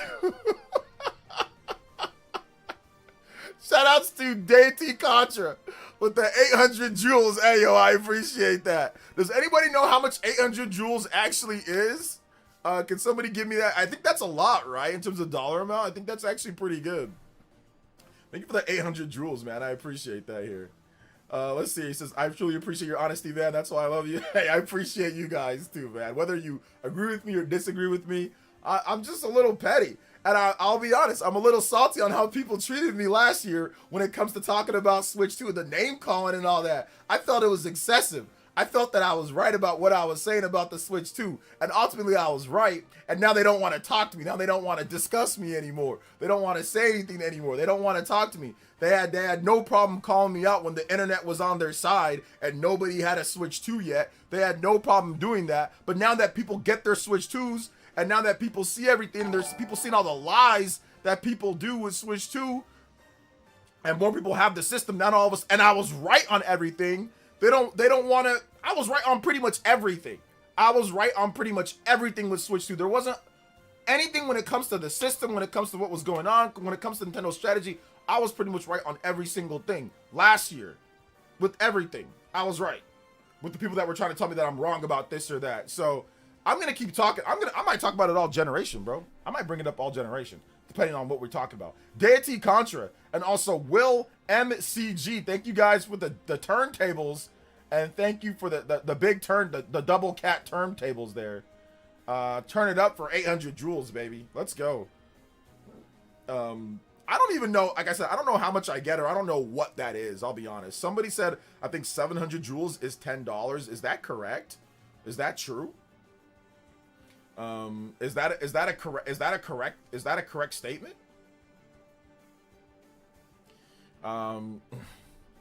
Is that a correct statement?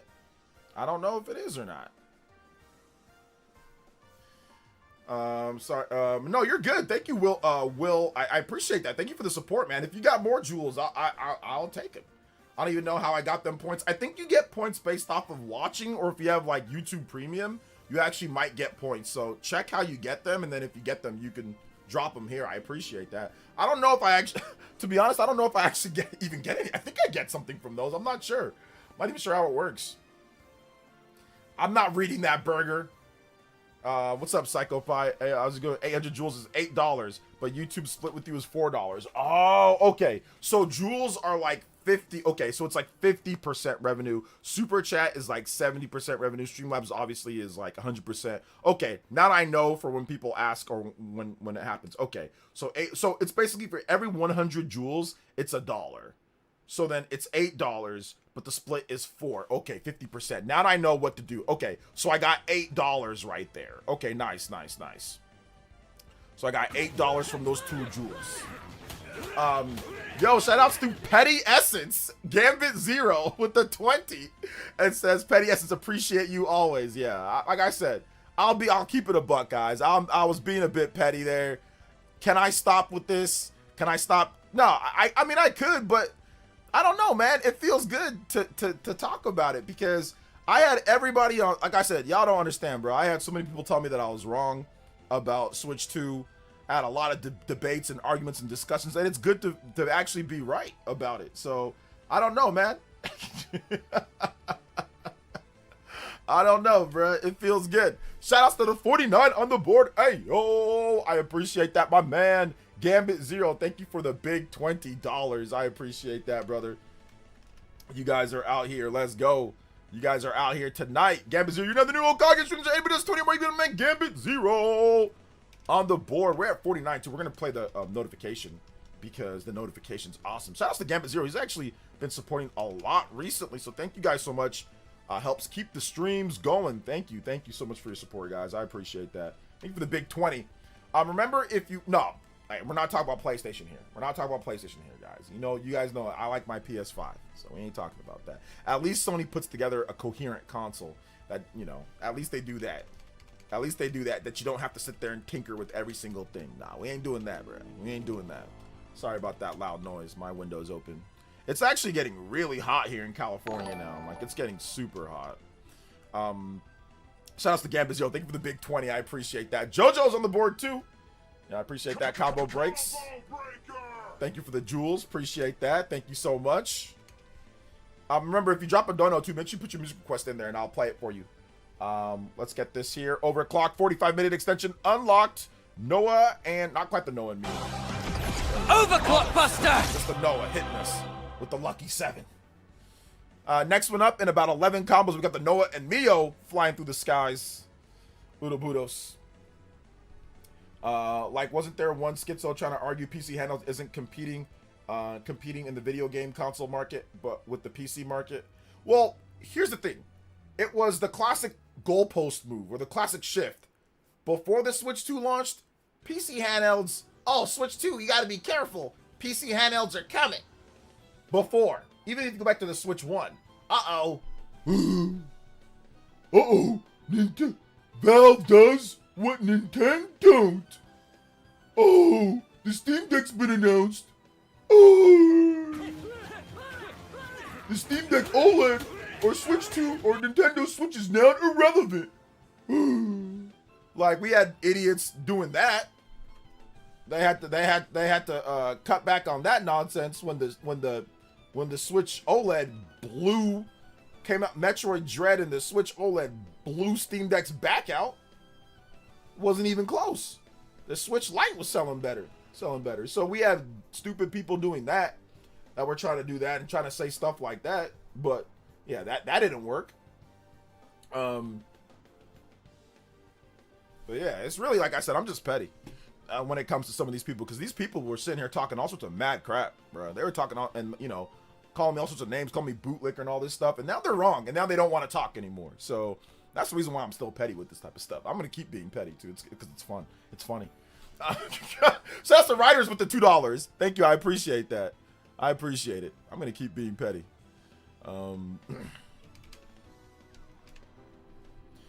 So I don't know, man. But yeah, I did see people make videos, make titles like that this Valve does what Nintendo don't. Valve Steam Deck makes Switch OLED irrelevant. Yeah, what happened? You can't even buy a Steam Deck right now. You can still buy a Switch OLED. It's still selling. What happened with that?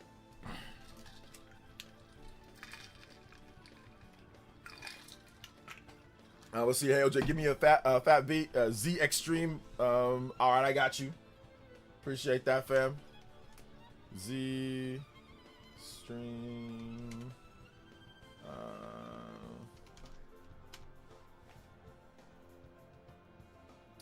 I don't know if I can play that. What music is that? What music do you want, writers? And I got you, fam. What music is that? It's 100% guarantee that we will see Steam Deck Schizo come out of their grifting woodwork. Oh, never mind. OJ getting his get back. They were talking crazy before us. They were talking crazy. You remember, Nick? They were talking crazy. They were talking all sorts of crazy. They were sitting there lying through their teeth. And they're still kind of doing it, but now they're just not addressing me while they're doing it. Before I would get so many people quote tweeting me, bro, on so many different things, talk about, oh, this bootlicker, this fanboy, this, that. I'd be like, bro, and I was right about literally all of those things. That's the crazy thing. You can go back and look at my Twitter page. I was right about pretty much all those, but those guys would quote tweet me, would sit there, call me out on their streams and their shows and all that type of stuff. Bro, I'm like, you gotta be kidding me. Like, and now that Switch 2, trust me, if Switch 2 was a flop or anything, they'd be like, oh, I want to hear what this man has to say. Oh, I want to have him on the show. I want to see how he's gonna damage control or defend. Like, they would be begging for me to come on there. But now that I was right about everything, they don't want to talk. A lot of them don't want to talk. They don't got nothing to say. They stopped quote tweeting me. They stopped talking about. Man, you don't get your funky self, bro. Like, these are frauds, man. Straight up frauds. Y'all want to know why I'm so petty? That's the reason why I'm petty about it. I'm gonna keep being petty too. I'm gonna keep digging the knife into the wound. I'm gonna keep being petty until I get my debates. If I get my debates, I'll stop being petty. If I get televised, if I get my stream debates on my channel or theirs, and the big dogs and the bigger content creators know who I'm talking about, I'll stop being petty after that. But until then, I'll keep being petty. Extreme G, hey DJ. Okay, I got you. Extreme G. Extreme G, hey DJ. It says apparently Nintendo stock has gone up due to AI fatigue.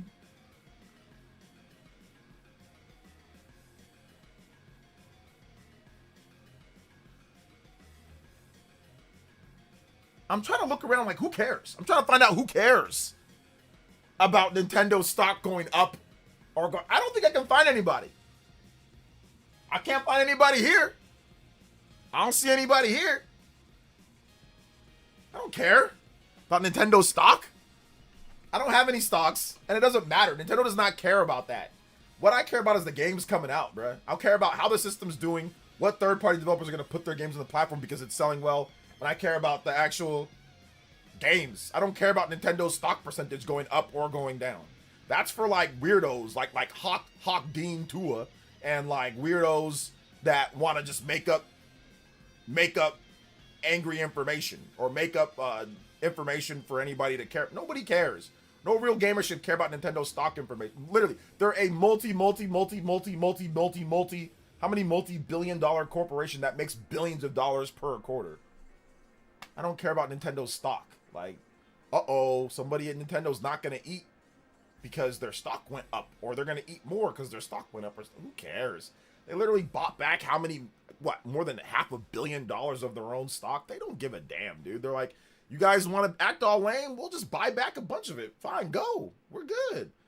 They don't care. Look, man, there's a mission when it comes to Nintendo, bro. There's a mission, bro. Here's the mission. Here's my mission. When it comes to anybody, really. But when it comes to video games, I don't talk about stock prices for Microsoft, for obvious reasons, for Sony. I don't care. I've never reported on a single stock price for any of these companies. They're all multi-billion-dollar corporations with billions of dollars in value and billions of dollars in the bank. Stock! We're not, most of us, the large majority of us aren't investors in there. And if you are an investor in there, then okay, you can be worried or not. But this is not stocks. So this is not stock advice and all. This is not that. This is about games and what impacts directly the games. Nintendo's stock does not impact the game production. It never has. If their stock is high, that doesn't mean we're going to get 15 million more games. And if their stock is low, their game is going to be, the games that we get are going to be the games that we get regardless. I want to shake your hand. That's it. Nobody cares. Nobody cares. Kevin with the 2. Says, what up, OJ?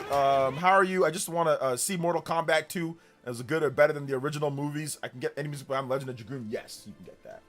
Let me play this Hey DJ Extreme, though. We'll get the Legend of Dragoon coming up. Thank you so much for the $2 dono. Appreciate that, Kevin. Then also, here comes Arth79 with the 10 Canadian. So since I actually have watched live tonight, I figured I'd pop in and say, hey, what's up, Art? Thanks for watching live, man. I appreciate that. Let's go. And also thank you, Johnny, for the 650 jewels. Let's go. Thank you, man. I appreciate that. Thank you guys so much for the support. Sorry, I went on another rant. I know. I'm sorry, guys. I went on another rant, but I think that rant was needed. I don't care about Nintendo stock. I didn't report on their stock going up or down. I don't care. So that doesn't really matter to me.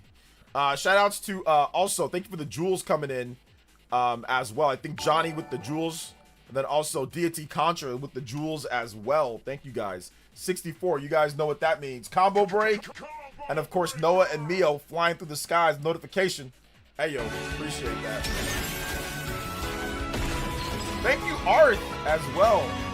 Really, anyone day trades Nintendo, people just might have it on the long term. That's about it. Yeah, like, I don't really care. That's not my thing. In terms of guarantee that we will see Steam Deck Schizos come out and Griff will say Steam Deck 2 drop. Yes, Steam Deck 2 might already be DOA. To be honest, they can't even sell a Steam Deck 1 right now. Steam Deck 2 might be a DOA. Billions and Billions is heavily associated with the legendary astronomer Carl Sagan. Oh, there you go, Steven. Bro, just goes off on simply just saying news, bro. It ain't that deep. Listen, I have to run a show here, so I'm entertaining. Obviously, sure, I can make it to where it's not that deep. And honestly, it's not that deep. It's just a bit of news. You know what I'm saying? But I have to make fun of it because people have been, because it's a point of something to make fun of, right? Because like people were talking about, you know, I've seen videos, I don't watch them because why would I waste my life doing that? But I've seen titles on YouTube, I've seen people on Twitter, I've seen we had a whole fake investor come here and argue about stocks, right? So it's a little bit of an inside joke that I don't care, and like because people have been bringing it up, people try to tell me, oh, you're not talking about it, you're damage controlling, you're defending. So that's the reason why I made a little bit of fun with it. Obviously, Yoshi, my bad, bro. That might seem a little bit jarring if you're just talking about the news, but people try to bring it up as if it's some type of thing, and it doesn't matter to me. So that's why I kind of made a joke about it. But yeah, I mean, I'm trying to entertain really at the end of the day, and people found that pretty funny what I did. So yeah, sorry if it was at your expense, my man. You're just talking about the news. You're right. It's not that deep, but I felt that was kind of funny. Nintendo has a Nintendroid Zero mission. A Nintendroid Zero mission. Let's see here. Yoshi brought it up price before it's annoying. Yoshi people brought it up the price before it's annoying. Yeah, that's what I'm saying. It's like, it's just weird. Like I said, I had a whole person here. Not only did he talk about it here, but then he went on the Spawncast and tried to get cheap shots in there too. So I'm like, all right, this whole stock thing is stupid. I don't care if their stock goes up or if it goes down. It don't really matter to me. All that matters is the actual games, the content. That's what matters to me, is the games and the content. Nintendo has a ton of money in the bank. I don't care about their stock price. That doesn't matter. Let's see, Dr. Wolf on Broke Street. LOL. That dude is another PC schizo. I don't know if he's a PC schizo or if he's just basically like, he could be a PC schizo, or he's just like you also have like personalities like that don't mesh well with my personality. I'm pretty brash, so if you also have like an also a brash or egotistical personality, that right there just creates a natural friction, you know, in terms of stuff. So it also depends on how just you are. I'm pretty sure Dr. Wolf Street or whatever, I'm pretty sure he's actually just a fan, and I'm almost positive he watches my content. He just doesn't like the way that I say things at times. So I think that's the reason why he lashes like he does, which is, once again, that's okay. That's why I haven't banned him yet. I think he's just mad. Like, once again, certain personality types, right? Strong personality types might not like my personality type. Not because I said anything that truly made them upset, or because obviously, dude, I talk about Nintendo and video games. Like, it ain't that serious. At the end of the day, at the end of the day, what am I actually saying on this channel? I don't talk about politics. I don't talk about religion. I don't talk about, you know, any of the stuff that's, government stuff, right? I don't talk about anything that gets people real like. I don't talk about any of that. I don't do racism stuff. I don't do any of that type of stuff. I ain't no Chud the Builder out here. You know what I'm saying? Like, so it's like, what do people actually get upset about when it comes to what I say, right? It's all just video game stuff. It's nothing really too important when it comes to like the grand scheme of things. It's just video games, and it's just that. So I think it's just really some people don't like certain, like my attitude when I say certain things, and that's fine. You don't have to like it. It's okay, you know. Like right now, I think that if certain people saw my rants that I had against Steam Deck and all that, and against PC, they'd be pretty upset. Some people would be pretty upset with that. A lot of you guys know that I'm just talking just to talk about video games, and it's not. At the end of the day, obviously Valve is fine. Nobody's saying that they're gonna go out of business or anything like that. You know, I'm just talking just to talk.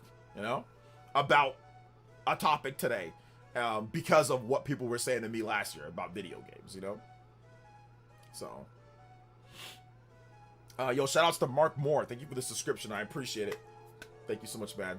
Not only you challenged that stockbroker for debate, and guess what? He acted like you were dodging him, but merely because you said you didn't send a Discord link within 0.11 second, and then he ran. Yeah, that was on my birthday, I think. Yeah, he came there on my birthday, gave me money, and then ran. I said, yo, I'm down to actually have you on right now, and let's talk about it. He ran really fast. He ran super fast. OJ, which Xenoblade has your favorite unique boss theme? I'm not really sure. I'd have to go back and really look at listen to all of them, and then kind of compare and then say which one has my favorite. I don't know which one off the top of my head. I own a PC. I'm mostly a Nintendo fanboy. Oh no, it's all good. Yoshi, you were just bringing up the news, and that was in the. I saw that on my Nintendo. Like their stocks went up like 6%, but I don't think. Like I said, it doesn't really matter to me. Let me ask you guys a question. I need to ask you guys, who's going to play Romancing Saga Revenge of the Seven? Nobody's playing that game. I'm thinking about streaming it at some point. Maybe we'll do a bonus stream with me streaming the game because none of you guys played that game. So I won't get backseated like crazy if I play Romancing Saga. I don't think any of you guys played it, so I don't think I'll get backseated. So I think I can play that game in peace. I can play that game in a little bit of peace.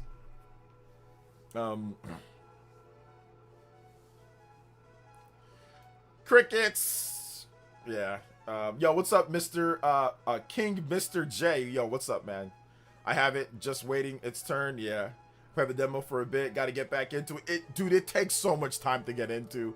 Oh my gosh, that game is a slow burn. Like the combat system, everything just feels generic in the game at first. Like when you first play, it just feels like boring, generic anime RPG. The game. That's what it feels like at the beginning. I don't think the demo was great. I don't think it was a great demo. I don't think they did a good job of showcasing the game. I think it did okay for the most part, sales-wise. I think it did okay, but I think that they made it like they did not do a good enough job of showcasing exactly the type of game. I mean, they did show like the glimmers and stuff like that, but the demo isn't long enough and there isn't enough there. And like even in the demo, like it skips from parts to parts. The game is way too long and way too of a slow burn. The demo does not show what the game is actually about. And once again, it looks generic.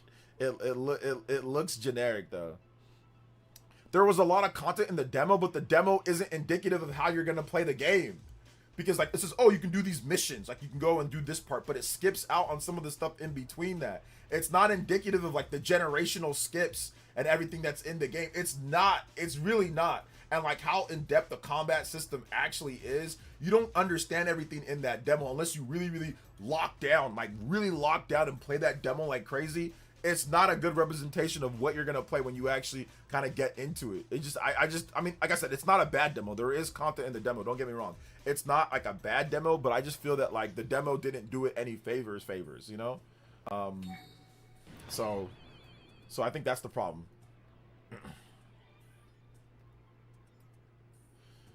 I think that is the issue. Yeah, Romancing Saga is very old school. Very old school. Romancing Saga 2 Revenge of the Seven. Jim C, thank you for the subscription. Appreciate that. Let's go. Thank you for subscribing. Been thinking about getting back into Triangle Strategy or finally starting Final Fantasy Tactics. Ooh, those are both really good games. Triangle Strategy is fun though. It's a fun game. I like it a lot. Have you played the new Yoshi game yet? I played the Yoshi game at Best Buy. Yeah, so I've played it. Tales of Arise or you're afraid? Stream Tales of Arise or you're afraid? I'm not streaming Tales of Arise. I don't like the game that much. I think I put like 50 or 60 hours into that game, and I don't think it's like I don't think it's that great. It's okay, but yeah. Game Vibe. You said Game Vibe. You were playing what? Romancing Saga. You were playing the original, or were you playing the new one, like the remake? No, he didn't even try to run fast. He clearly remembered he was still lurking, and he didn't act like he didn't know how to use Discord. Act like you were dodging him by not sending him the link. I sent them the link. I sent them the one. I think probably Tales' mid-series changed my mind. Tales is a mid. Okay, who here is an actual Tales fan? For all my Tales fans, rise up. Tell us why Tales should be, because in my tier list, I've got Tales as a below gatekeeper. So my tier list goes like this. You got S tier, A tier, gatekeeper, so GK tier, and then you've got B, C, D, E, F, whatever. Then you got below gatekeeper tier. Now, some people might have, I think I said maybe it's gatekeeper. I mean, it could be a gatekeeper, but I think I have it kind of like below gatekeeper. But I think maybe it's a gatekeeper status. So you guys let me know. For those that are Tales fans that have it in their S tier or A tier RPG series, tell me why. I gotta know why. Why is Tales? And I've played a lot of the Tales games, so I think I kind of have an idea of what you would say, but I want to know why it should be in the A tier or S tier.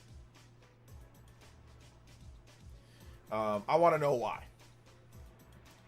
I try to get into Tales, but bro, I played Vesperia Remaster on Switch 1. I couldn't get into it. That's the problem. The Switch 1 of Tales of Vesperia is crusty, first and foremost. And on Switch 1, it's very crusty. It's a 30-60 split, and that's just not the way to play it. Probably playing it like on, like on PS5 or playing it like on where it's like at 60 FPS would probably be like the better bet. And so there's also a lot of bugs, like not a lot of bugs, but there's some bugs and glitches with that game on the Switch 1. Just found a Metroid Dread physical copy at GameStop for $45. Not bad considering how high the price retails like Walmart for Best Buy for $60. Yeah, that's a pretty good price. I like Tales, but I'm not a super fan. Okay. Grand Blue Fantasy Relink better than Tales.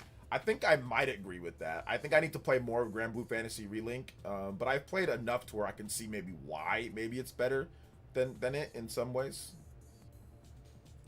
Tales is so great. It gave birth to Star Ocean. Okay. But why is it so great?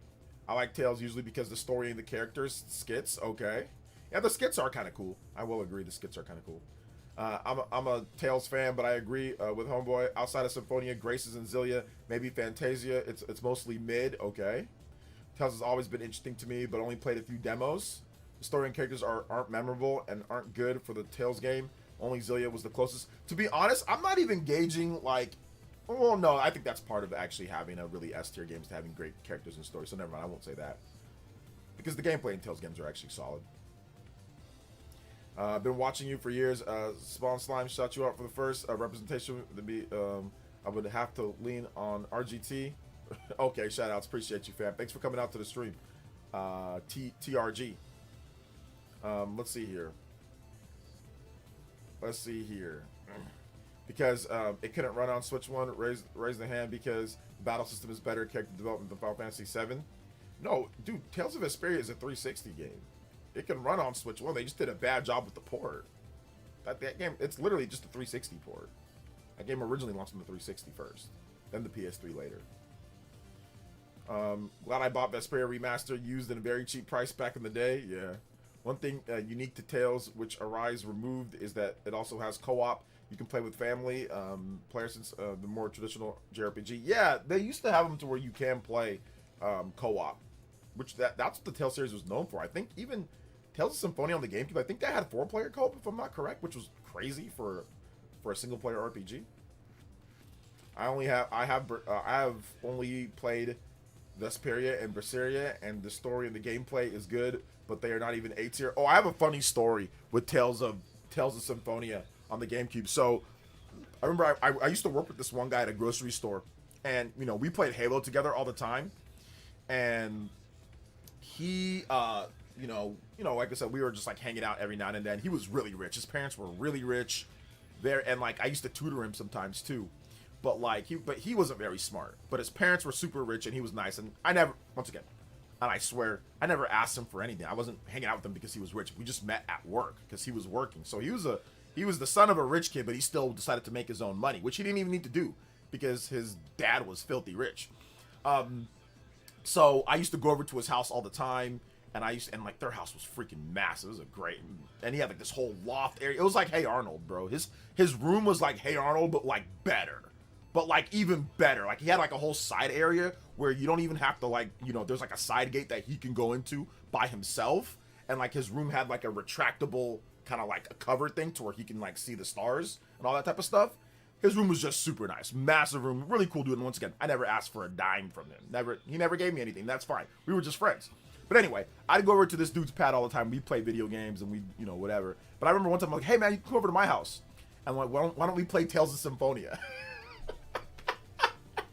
And I think that was the biggest disconnect that I've ever had with one of my friends playing a game. So he was not an RPG guy. But I've been talking about this game at work all the time. I've been talking about Tales of Symphonia. Valuable. And he's like, oh yeah, can I play it? I'm like, yeah, it has multiplayer. And I'll get that done. I'll get that in just a bit. And we go over to my house and we're playing it. And he's just thinking to himself like, this guy's a freaking nerd. This game sucks.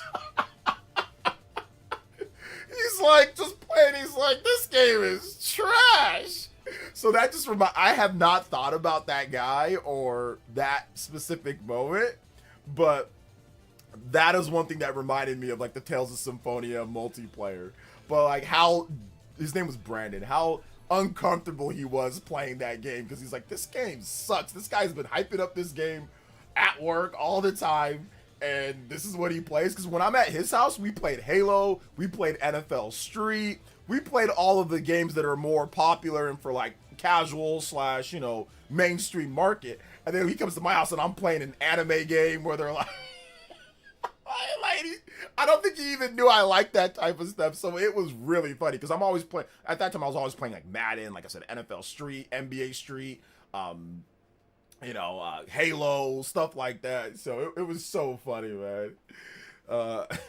Brandon the football head. Nah, he was tall, dude. Tall, skinny guy. He was like 6'1", 6'2". Tall. He's pretty tall. Not super tall, but just tall. But yeah, I don't know what happened to him. Like I tried to look him up, like where he's at or what he's doing, and I cannot find him. Anyway, his parents were always really nice to me. Anyway, let's see here. Nick93 with the Nick93 with the gifted membership. I appreciate that. Thank you so much, Nick93. I appreciate the gifted membership. Thank you so much for that, man. I appreciate it. Let's go. Let's see. He played the ball and gun then. Back then, we didn't have the funniest thing about it is that back then we didn't have a ball and gun gamer category. Back then, when you were a ball and gun gamer, you were kind of just like a gamer, but there was definitely like a subgroup of people that were like, oh, you just play sports games or you just play you're a mainstream gamer. They would say something along the lines of, oh, you're mainstream or you just play mainstream games or a casual gamer. So they would just call you that. They wouldn't call you like ball and gun. Now, ball of gun is new age. That's definitely a new age, type of thing. But yeah, it's almost like the equivalent of that, like back then, right? But back then, the sports games were so good back then. Like being a ball and gun gamer now is way worse than being a ball and gun gamer back in the day. Because if you were a ball and gun gamer back in the day, you had all sorts of incredible Halo games to play. You had Time Splitters. You had 007. You had NFL Street. You had NBA Street. You had Madden was good back then. We're talking like the, early 2000s, the 6th generation, PS2, Xbox, GameCube. Being a ball and gun gamer back then was actually okay. Because the sports games and the games just in general were just way better. Like, if you go back and you just, like, they were just way better. Like, and I'm not even trying to cap and be like, oh, back in my day. The sports games, the ball and gun games back then were way better. I'll take 007 Nightfire. I'll take Time Splitters 2. I'll take Halo 1, Halo 2. I'll take all those games over the ball and gun games in today's day. What do you have today? You have no NBA. You got NBA The Run that's finally coming out after how long? And it doesn't look like it's even better than NBA Street Volume 2. Like, it's got less characters, less content, less everything than even NBA Street Volume 2 did. decades ago. You know, that game came out in what, 2004, 2005? So it's like, it's not even better than like the NBA Street games that we're looking at. So like, there's no NFL Street in today's day. We had that one Colin Kaepernick endorsed game. That game sucked. That wasn't good. And it wasn't anywhere near as good as NFL Street. Sorry, NFL Street. And then we don't have NBA Street anymore. We don't have like SSX Tricky. Being a ball and gun gamer back in the day, or like a sports gamer, it was way better. It was okay. Because it was like, oh, these ball and gun games are actually really good. You know? Yeah, you got NFL. Back then, you had multiple varieties of sports games. You can pick up NFL 2K. You can pick up NFL Fever or Game Day or pick up Madden. Like, there was a lot of variety between the PS1, PS2, Xbox, GameCube. There was a lot of variety of different types of games that were coming. This stupid buck bumble me. There was a lot of variety of different types of games. So being a ball and gun gamer back then was actually legit. It was cool. It was fine. Yeah, you had Red Faction. You had RPGs too, man. You had good RPGs. You had Final Fantasy. You had all sorts of stuff. You had Xenosaga. You had Baten Kaitos. You had Skies of Arcadia. Like, 6th generation was just way better than current gen. When it comes to the overall spread of variety and game styles and types, 6th generation McDookies on the newer generation. It's not even close. NFL Blitz, yeah, NFL Blitz was great. It was really good. NBA Playgrounds is the best game of all time. Felipe, that's the funny thing. NBA Playgrounds, that game was okay, but it still wasn't even as good as like NBA Jam or like NBA Street, and like NBA Playgrounds might even be better than NBA The Run. That's the funny thing. Like, it might be better than, from what I've seen, it might be better than NBA The Run. Like, NBA Playgrounds 2 might be better than NBA like The Run. Like, so that's the funniest thing, man. Yeah, you had Onimusha. You had a bunch of Onimusha games. Yeah, I mean, Onimusha's coming back, but like, you had just so much variety, so much different stuff. You had all sorts of Ratchet and Clank games, Sly Cooper games, Jack and Daxter games. You had Resident Evil. You had everything that you would like in gaming, and then some.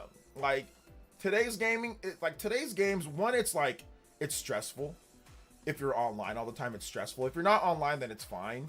But like, today's games, it's just harder and harder because there's so many different developers making things. There's so many different stuff that comes out, man. But to me, 6th generation is where gaming kind of like super peaked. And now we have stuff that's better, but it's specialized. Oh, here's this specific game. Like, oh, here's Ghost of Tsushima. You like this? Then okay, that game's really good. But it's like, oh, but then you also have to endure through Marathon and this and that and other stuff, you know? Or it's like, oh, there's this one game from, like, Nintendo has a specific game that's really good. Like, okay, here's Xenoblade 3 or something like that, right? Or here's this. It's very specific when it comes to certain developers, certain games, and you start bracketing yourself into specialization. And that's what today's gaming has done to me. Like, I'm so burned on all the bad games and all the stuff that I'm just tired of, the microtransaction and just all this different type of stuff. Like, I've just shut myself off from ball and gun games. I've shut myself off from a variety of games, and I just play what I know that I'm going to like. Like, I just play, okay, I know I'm going to like this RPG. I know I'm going to like Adventures of Elliot, so that's all I'm going to play. Or I know I'm going to like Digimon. Or I know I'm going to like this Pokemon game. Or I know, I shut myself off because of how bad the industry's been, man. Like, I don't know if you guys do the same thing, but that's kind of like what I do now at this point, is I just kind of shut myself off from trying things. Whereas back in the day, I was always so eager, and I was always so like, it was like I was like a kid in a candy store, like when I went into GameStop. Like, I was always so like eager to try out new things, and I felt so optimistic about stuff. But in today's day, I don't feel that at all. I just feel like, okay, I know what I know is going to be good. Like, I know Nintendo's going to drop some bangers. I know that there's going to be some third-party bangers that I'm going to want on my PS5, like the Expedition 33. But like, I'm like so reserved on new games. Whenever they announce a new game, I'm just like, I'm skeptical of everything. A lot of third-party stuff, I'm super skeptical, because like live service nonsense and all this junk that didn't even exist back then, you know? That stuff that didn't even exist back then. You got to look out for it. Like, for example, remember when let me give you guys a perfect example of what I'm talking about. Remember when what was that one game that Platinum Games revealed? That was, gosh, I forgot what it was called, but they revealed it at a Sony event, and it was a live service game. I forgot the name of the game. I totally forgot the name of the game, man. Oh gosh. Somebody in the chat knows what I'm talking about. Babylon's Fall. Thank you, Babylon's Fall. So Sony revealed Babylon's Fall at an event, and everyone's excited for the game, right? They reveal it, they show off the first gameplay trailer. You're like, okay, cool, Babylon's Fall. Okay, it's from Platinum Games, looks dope.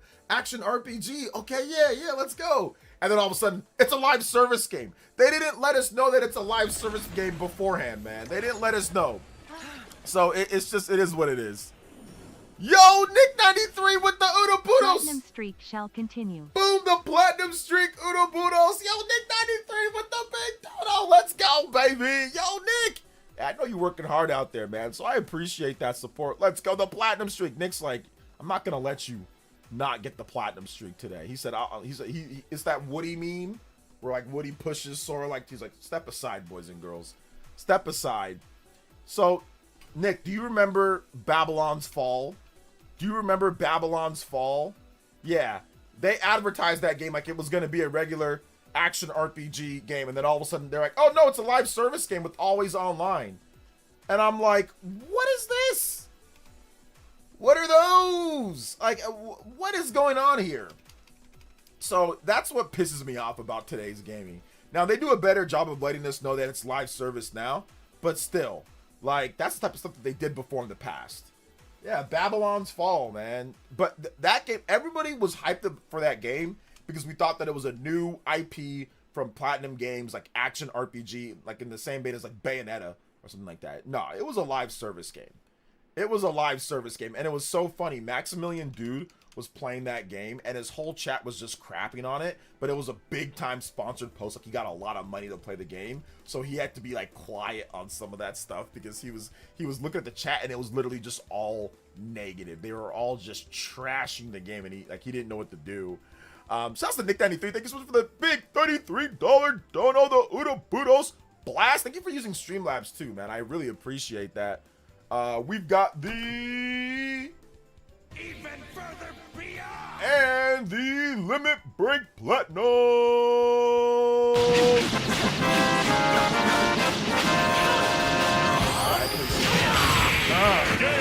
Hit him with that. Thank you guys so much, man. I appreciate it. Let's go. But man, that Babylon's Fall nonsense.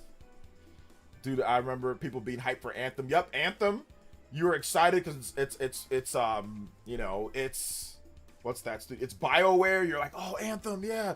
It's like Power or like you know, Iron Man basically, and then it ended up being another live service game. Like the Avengers, another live service game. Like it's like all the stuff that you think should be cool, it ends up being lame in today's day. Now, don't get me wrong. Back then we had lame, you know, licensed games that sucked, like Iron Man and games that sucked. But you already knew that beforehand.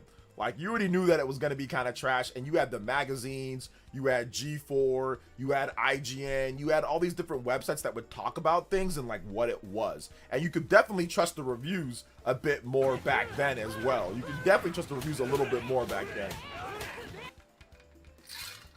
Definitely trust the reviews a bit more. Not all the way, but a bit more. Yo, Verkster with the big 35 says, I am watching the streak from the sidelines as well as in case of emergency. PS, now that I'm on Discord, what do I do? Okay, no, you're good. You're good. I'm going to send you a message on Discord.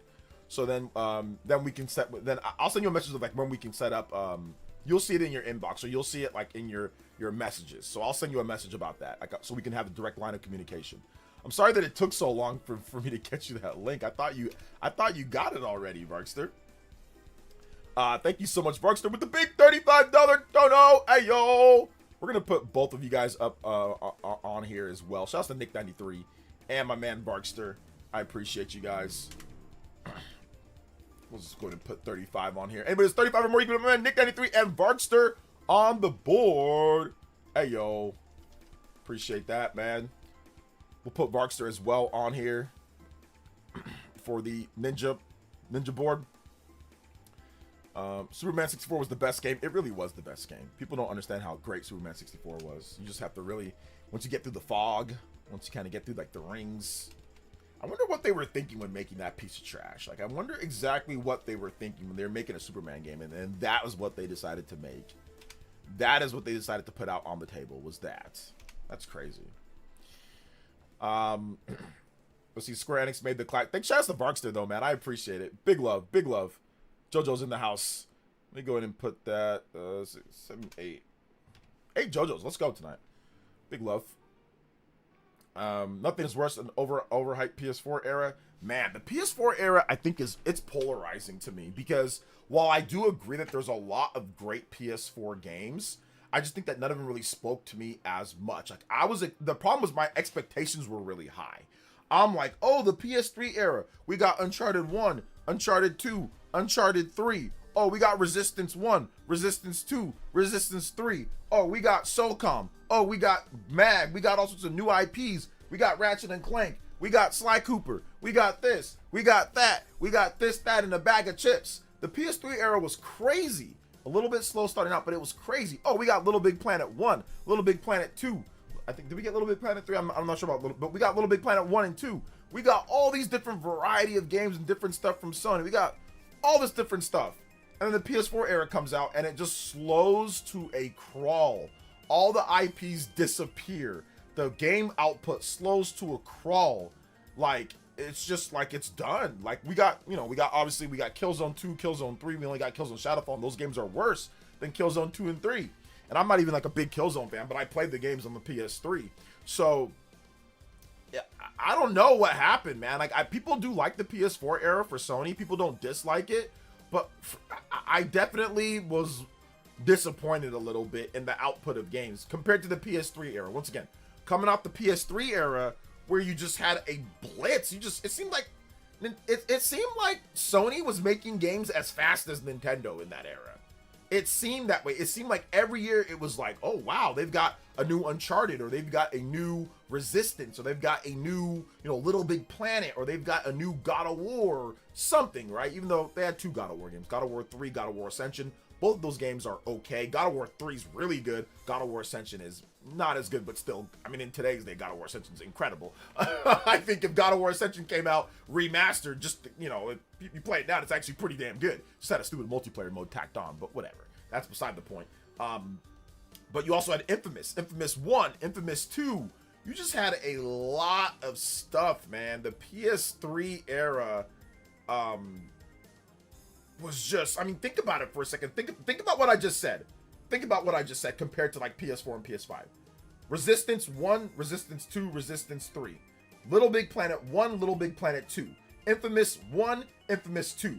Uncharted 1, 2, and 3. Multiple remasters, re-releases of stuff, HD collections of God of War, HD collections of Sly Cooper, HD collections of Jak and Daxter, also Shadow of the Colossus HD remaster, all sorts of stuff. I know we got a remake on the PS4, but also to collections, good deals on collections and classic games coming back, being able to play them in HD. The PS3 era was insane. Even like new IP stuff sprinkled in, Heavenly Sword, stuff like that. Like it was nuts. It felt like, wow, I felt like I was always buying a new PlayStation first party game, like every single year, all the time. Like, oh, here's a game here, here's a game here, here's a game here. And I did not feel that way with Sony first parties since the PS4 era. I don't, like, I'm trying to look.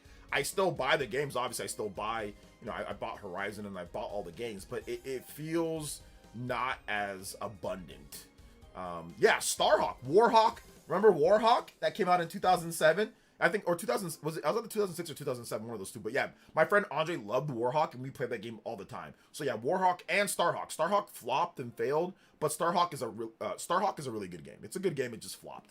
But Warhawk and Starhawk, there was just all sorts of stuff. It just seemed crazy. It just seemed really crazy to me. It just seemed real crazy. Prototype. Well, Prototype wasn't a first-party Sony game. That's a third-party game. And if you guys want a throwback to when you guys want a real throwback, you can look up my video where I did Prototype versus Infamous. That was one of my first videos that I ever did on YouTube, was a video on Prototype and on Infamous, and which game is better between those two games. because I actually really like both of those games. I like Prototype and I like Infamous, and that was one of the games that, or one of the things that I did. One of my first videos that I've ever done was Prototype versus Infamous. Sony was desperate during the PS3 era. They saw the 360 doing well and locked in, kind of got complacent. You know what? I think that might be part of it, Nick. But I think that the game development and the cost of developing games just went up significantly. I think the problem is that the games got too big for themselves. Like, I think that the PS3 era was the perfect mix of development time and graphics. Now, frame rate is another thing, but Sony's games usually had pretty good, stable frame rates for the most part. But I think that was the issue. I think that if Sony, for some reason, decided to have like their, let's just say, Wii U to Switch moment where the boost in graphical power, obviously this would never happen with Sony because they always go with graphics for the most part, but let's just say that they had a moment, right, where they just refined the PS3, they made it way cheaper, it was just a bit stronger, not a lot stronger, but the games were essentially the same and you developed for them, kind of like the Wii U to the Switch. I mean, obviously it's different architecture and all that, games are different, but porting wasn't too hard from the Wii U to the Switch 1. So if Sony did the same thing, but with the PS4 that Nintendo did, I think that they wouldn't have had, you know, they would have been developing games and it would have been just as fast. It would have been just as fast. It would have been just as efficient as it was on the PS3 era. Because obviously it was easier. I mean, it was hard to develop on the PS3, but their developers knew what they were doing. And the game development time didn't take as long. So if Sony did that, I think we would have saw a lot of their games and everything would have continued on. I think the PS4 development atmosphere got really expensive. That's when games started becoming to where it was like too expensive to develop for the games. Where it started getting crazy. The development time started getting, okay, you can make an Uncharted game in 2 or 3 years, but now it's going to take 4 or 5 years to make an Uncharted game, maybe even longer. So I think that's what happened there, you know? Costs went up. We're also forgetting Sony is closing studios left, right, and center. It's still mind-boggling. Sony made Japan studios gone. That's probably the worst one to me is Sony Japan Studio, because that's like kicking your mom or your dad out the house for like because they're not as good as they used to be. You know what I'm saying? That's like throwing them out and telling them and not even getting them a new place or anything. Just saying, get out, don't come back. Thank you for everything you did for me, but I don't need you anymore. That's like kicking your parents out the house, man. That to me, that's wild. That's like kicking them out and not getting them anything, just letting them, you know, evaporate, you know, out in the wild without even caring, bro. That's so bad. That's the worst, because where would you be without Sony Japan Studio? Sony Japan Studio was the progenitor. It was the progenitor. No, it was the beginning. Sorry, I can't speak right now. It was the beginning. It was the start. How do you get rid of that? You can't. You should just downsize it. Just downsize it, but you can't get rid of that. Nintendo was still doing great in the portable thing because the cost for development was much cheaper than 3DS, so devs were crazy releasing the software on it. The funny thing about the 3DS though, AK, is that the 3DS didn't even get a ton of support in comparison to Nintendo's other handheld systems. If you look at Nintendo's systems over the years, their main dedicated handhelds, like not the ones that flop, they're not like Virtual Boy or stuff like that, but the 3DS might be the worst supported system out of all of them. If you look at like the Game Boy to and we're not counting like, obviously we're not counting like a lot of like indie stuff and all that, but like the big games, the 3DS might be the worst supported. Might be. Between the Game Boy, the GBA, the DS, and like if you want to just count the Switch 1, you know, it might be the worst supported, but it was still not bad. Still not bad. Western developers just outright abandoned the 3DS. They just said, we're not making anything for it. There was barely any big Western games. Like the DS, we had Madden, like we had some stuff. I mean, they kind of suck, but we had Call of Duty, we had Madden, we had Western games on the DS. Like there was a lot of developers that put out games, but the 3DS, they just all abandoned it. Only Japanese developers put stuff out, you know, on there.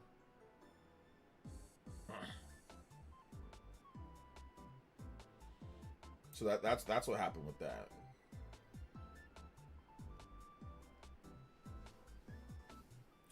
.3DS didn't get a lot of support, but it can play DS games. It got an okay amount of Japanese support, but it was like even weird type of Japanese support, you know?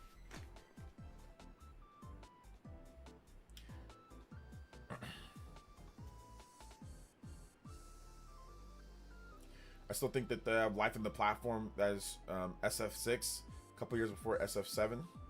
Okay. 3DS had Netflix support. There you go. That's something that the Switch doesn't even have. Switch 2 doesn't have Netflix, right? Or doesn't have certain apps. Galactus 3 says Sony itself created the problem. Monolith Soft can make a Xenoblade game with 50 devs. They literally delivered 3 massive games in one generation. If you count Torn of the Golden Country, which is a standalone. Yeah, well, I mean, if you count, like, I guess, like, Future Redeemed and, like, stuff. But, yeah, they delivered Xenoblade, Xenoblade 2, Xenoblade 3. And then, of course, I mean, like, you look at, like, Xenoblade. I mean, you can say, like, Xenoblade, like, they remastered Xenoblade X, which definitely took a lot of work. And then, of course, yeah, Torna, and then plus Future Redeemed. So, I mean, maybe you can count Future Redeemed and Torna into, like, one game, completely, like, total. So they did all that. Plus, they also did, like, you know, Future Connected, which isn't that great, but they did Future Connected as well, so. You see Tomb Raider 2013 is finally getting their hair update tomorrow, so people can't complain about that anymore. The hair update for tomorrow. It took them that long to get a hair update. That's awesome, dude. That is great. That is great.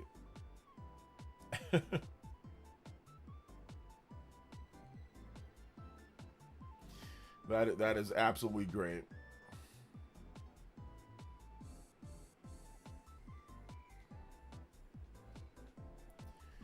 Why no YouTube on Switch 2? Nintendo hates all of us. But I did see that thing with Tomb Raider. Maybe I'll check it out. I did play Tomb Raider on the channel, so if you're a member, you can watch. I have like that members only Tomb Raider video up, so if you want to watch that, you can. But yeah, it looks like there's gonna be a graphics thingy update. Maybe they announced more. Is it just that, or is it anything else? Okay, here we go. Tomb Raider Definitive Edition gets Tress FX update on Switch 2. Asper lived up to its promise to update the Nintendo Switch 2 version of Tomb Raider Definitive Edition as a patch is just... Oh, hey, it's already been released to add Tress FX. The inclusion of Tress FX is one of the biggest player requests from the port. Up until today, it was missing in the game. Tress FX is notable since it's used to render and simulate Lara Croft's hair more realistically. Oh, okay. Asper put out a short video today, which we have below. Shows the comparison with and without the update. Okay, well, there you go. Tress FX. I don't know what that is. The hair. Okay, here we go.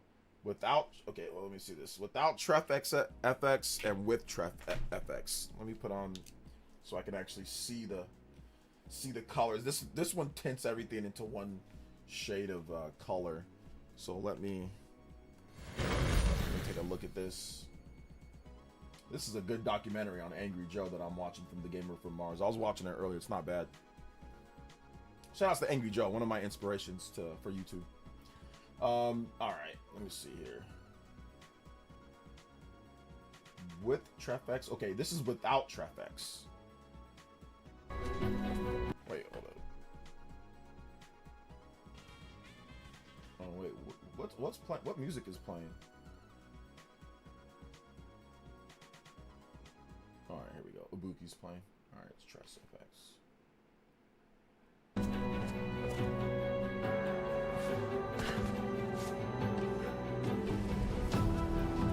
Okay, wait, which one was it with or with? Like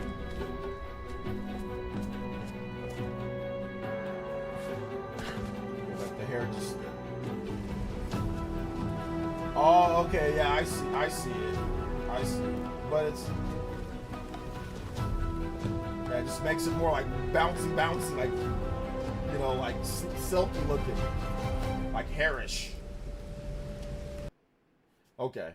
Well, yeah, that, I mean, yeah, it's a little bit better, but I mean, yeah, there you go. The update's out. If you want it, it's out. We'll listen to this Third Strike Dudley music while we're at it too. Dudley's theme. Devon Dudley, the Dudley Boys.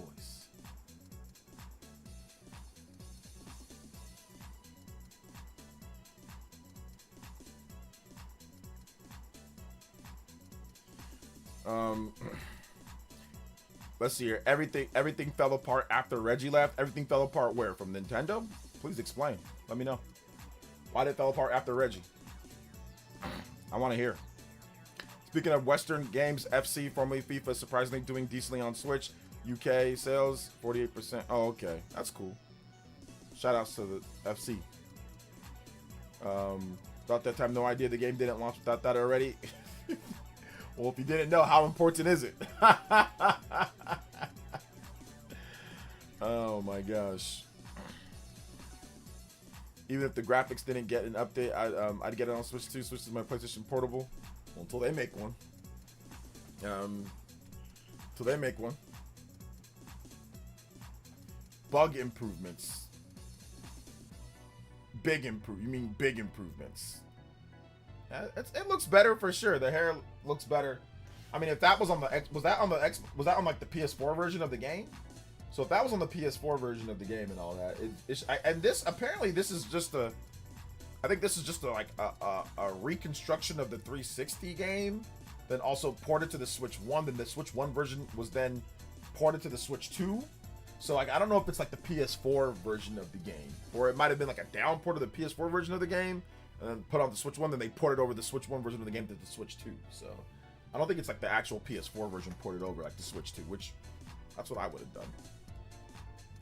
We talked about Yoshi already. Yeah, we already talked about the Yoshi review scores. It's 81 on Metacritic, so it's doing good.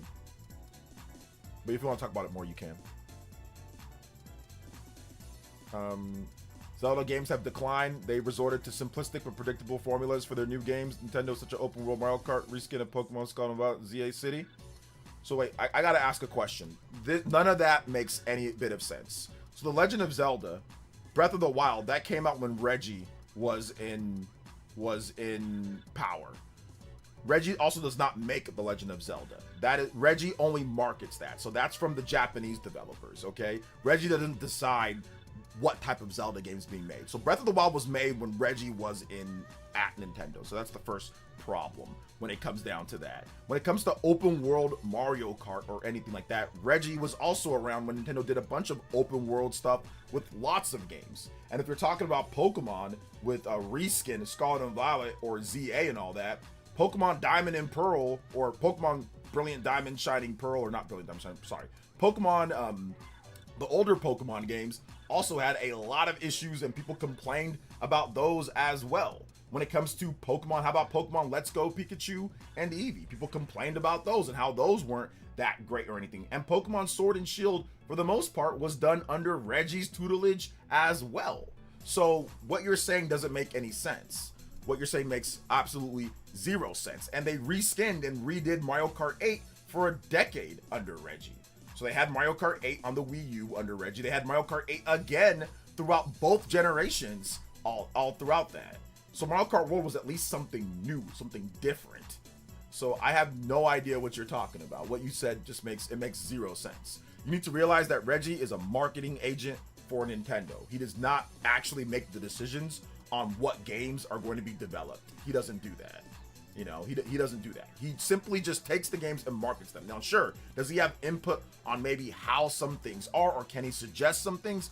Absolutely. But at the end of the day, his job is to market what Nintendo Japan tells him. So all this stuff that you're saying really has nothing to do with Reggie or not. Nothing to do with him. And once again, Zelda Breath of the Wild, that started with Reggie. He was the biggest marketing component for Breath of the Wild. So, come on now. Come on now. The Portis is with the $5 dono. And says, Reggie physically tackled Dom Matrick. That's why Nintendo won that gen. Yeah, shoutouts. Let's go. Big love, man. I appreciate that. I think a lot of Westerners or a lot of Americans that don't follow Nintendo very closely think that Reggie makes games and makes calls on video games, and like he's the one who develops these things and he's the one who gives them direct guidance and all that when it comes down to it. And that's just not how it is. Reggie does not. He does not do that.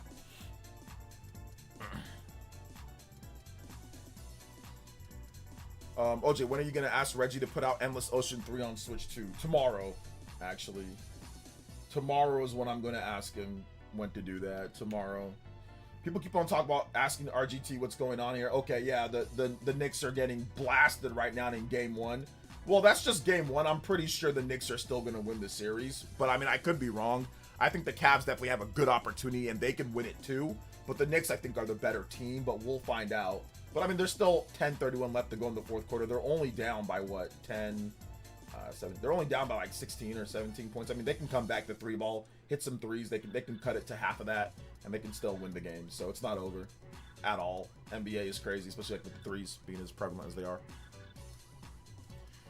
He greenlights games that he knew he had a vision. Of course, he doesn't develop games. No, Reggie does not greenlight. Reggie does not greenlight games. That is false. That is false. That is false. That is false. That is false, false, false, false, false, and another false. Reggie does not greenlight games. Reggie decides what to localize and what not to. And I'm glad that you brought that up, because Reggie, out of all people, I love Reggie, but Reggie might have been the reason why Xenoblade never, if it was up to Reggie, games like Xenoblade and Monolith Soft would not be the Monolith Soft that they are today, because Reggie decided to not localize, did not want to localize Xenoblade Chronicles, the original. He did not want to localize the last story from Hironobu Sakaguchi. That's a Nintendo first party game in Japan. That was localized by, that was published by Nintendo in Japan, but Reggie did not want to greenlight or fund that game. Also, Pandora's Tower as well. That was also a game that Nintendo had. He did not want to localize that and did not. So Reggie only, out of those three, Reggie only okayed one of them. And that's only because Nintendo of Europe decided to front the bill first. So the Nintendo of America just took that localization. That's why it's all British voice actors or European voice actors in Xenoblade, because Reggie did not want to fund that game. He even openly talked about how Monolith Soft games are kind of low quality with Disaster Day of Crisis. By the way, another game that Reggie did not ever localize. How about Captain Rainbow? Left that game in Japan as well. There's also another game like where you fight giants, Zengeki, no whatever. He also left that game. So no, Reggie doesn't greenlight anything.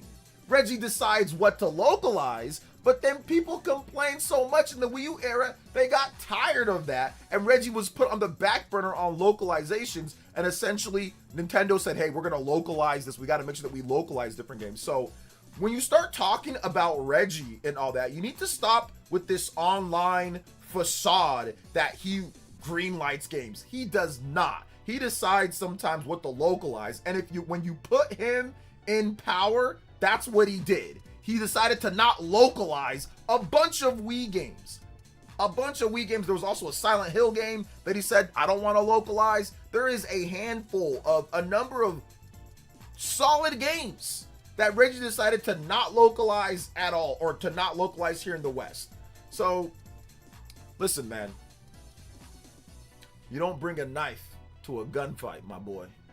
I know Nintendo better than you probably know yourself. So, listen, man.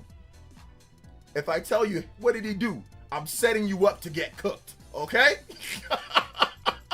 I'm setting you up to get cooked. So you should have just said, asked, say, OJ, what do you think about it? Why is it? You should have flipped it on me. Because I set you up to get cooked right there. Because I knew that you didn't know what you were talking about. I knew that you didn't know what you were talking about when it comes to Reggie. And you clearly don't. Now, don't get me wrong. Let me say this. Reggie is good in terms of a marketing guy. I think he's good in terms of like the business behind the scenes guy.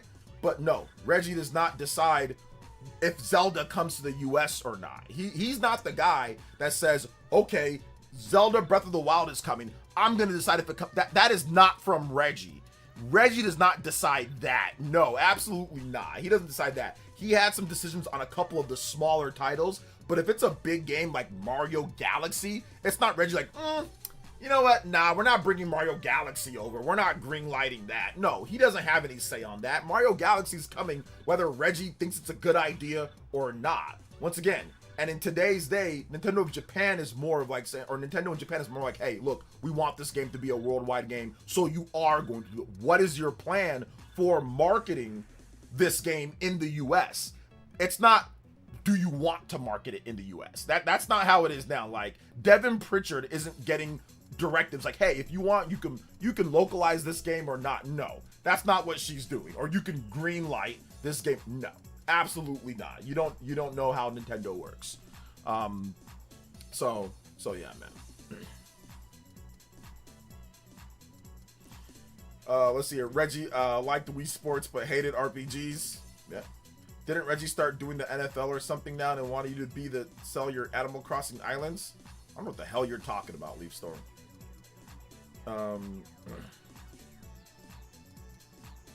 Sounds like Reggie is the RPG enemy. Yes, Reggie was an RPG enemy, but he admitted that he was wrong. So he did admit that he was wrong about Xenoblade. He said that you don't get everything right. He admitted that he was wrong about it. Shout outs to Deported Sicilian though with multiple donos. And he says,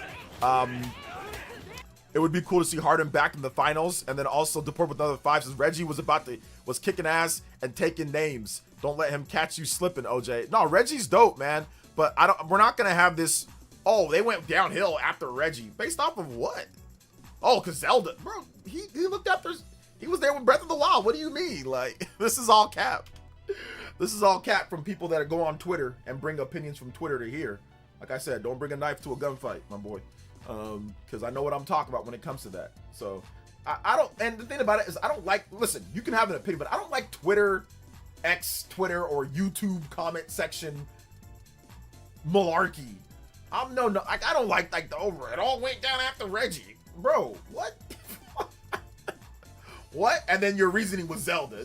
Bro, Tears of the Kingdom came out after Zelda. Breath of the Wild came out during Reggie. What do you mean? It's the same type of game because Nintendo in Japan was picking what type of Zelda games are coming. Like, all Reggie does is market it. So I don't like this Twitter logic, this brainhead, Twitter weirdo logic that puts guys like Reggie as some type of game god where he's the reason why Nintendo sold Breath of the Wild so much, or the reason why certain games are coming, like he developed them or something. Come on now. Let's stop with this.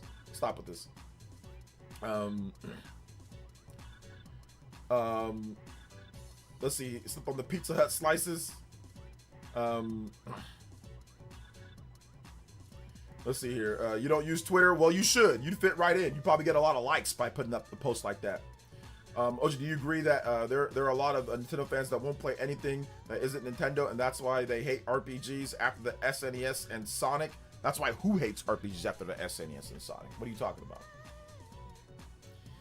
Let's see here. Just Shuhei Yoshida wouldn't want to localize Demon Souls.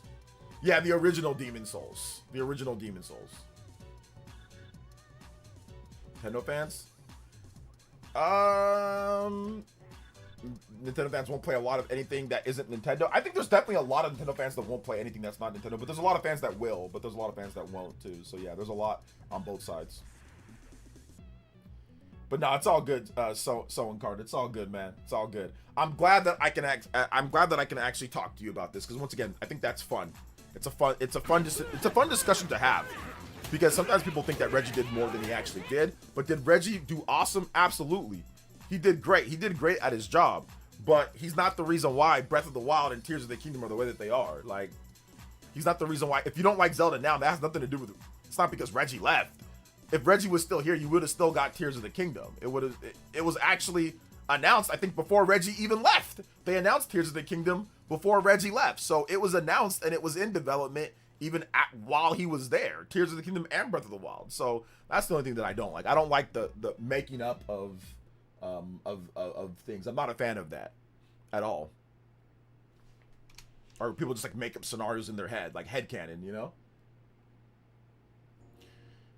Yo, what's up, Joe? Welcome to the stream, brother. How you doing today? Reggie is the god of games and pizza. GOAT. Yo, shout outs. I appreciate that. The GOAT. The GOAT. Nintendo fans play all games. I mean, I don't know. You play whatever you want, man. If you want to play this game or that game or whatever the case is, like, you play whatever you want. If you want to only play Nintendo games, only play Nintendo games. If you want to play third-party games, play third-party games. I think the annoying thing is when people just start acting crazy about it. Like, a lot of hardcore Nintendo fans act like the only thing Nintendo should be worried about is first-party. A lot of third-party guys think that the only thing that Nintendo should be worried about is third-party. So I think there needs to be a mix. Like, a lot of PC schizos will tell you that it's all about third-party because they don't have a first-party on PC. Not really. But like a lot of hardcore Nintendo fans will tell you, oh, it's all about first-party. Whereas me, I'm a moderate. I'm like, no, it's about first and third-party. Like, people say, oh, the Direct from last year wasn't that great. I'm like, no, the Direct was great because they announced freaking Resident Evil day and date. That's a huge game. That's probably going to sell 1 million copies on the Switch 2 by itself. You know, like, we need stuff like that. Because I remember how it was in the Wii U era. And that era was terrible for third party. I don't ever want something like that to happen again, you know? Because that was terrible, terrible, terrible, terrible. When it comes to that.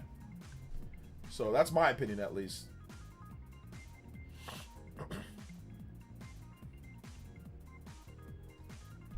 You sure about Nintendo's new game pick, Tonico? Yeah, I heard about it. We actually talked about it yesterday, too. Yes, he was. Reggie was in the Nintendo development studio smoking cigarettes like Miyamoto with the Star Fox team. I know, seriously. The Wizard is still a top 10 video game movie. The Wizard. I remember watching The Wizard. Yo, the Grid is... investor in Nintendo, that doesn't make you more... hey, what's up, the Grid is? Welcome, brother. Shout out to Bobby. Appreciate you, man. New phone, Bobby. Old one broke. New phone, new contacts, but I got you, fam. Been super busy, though.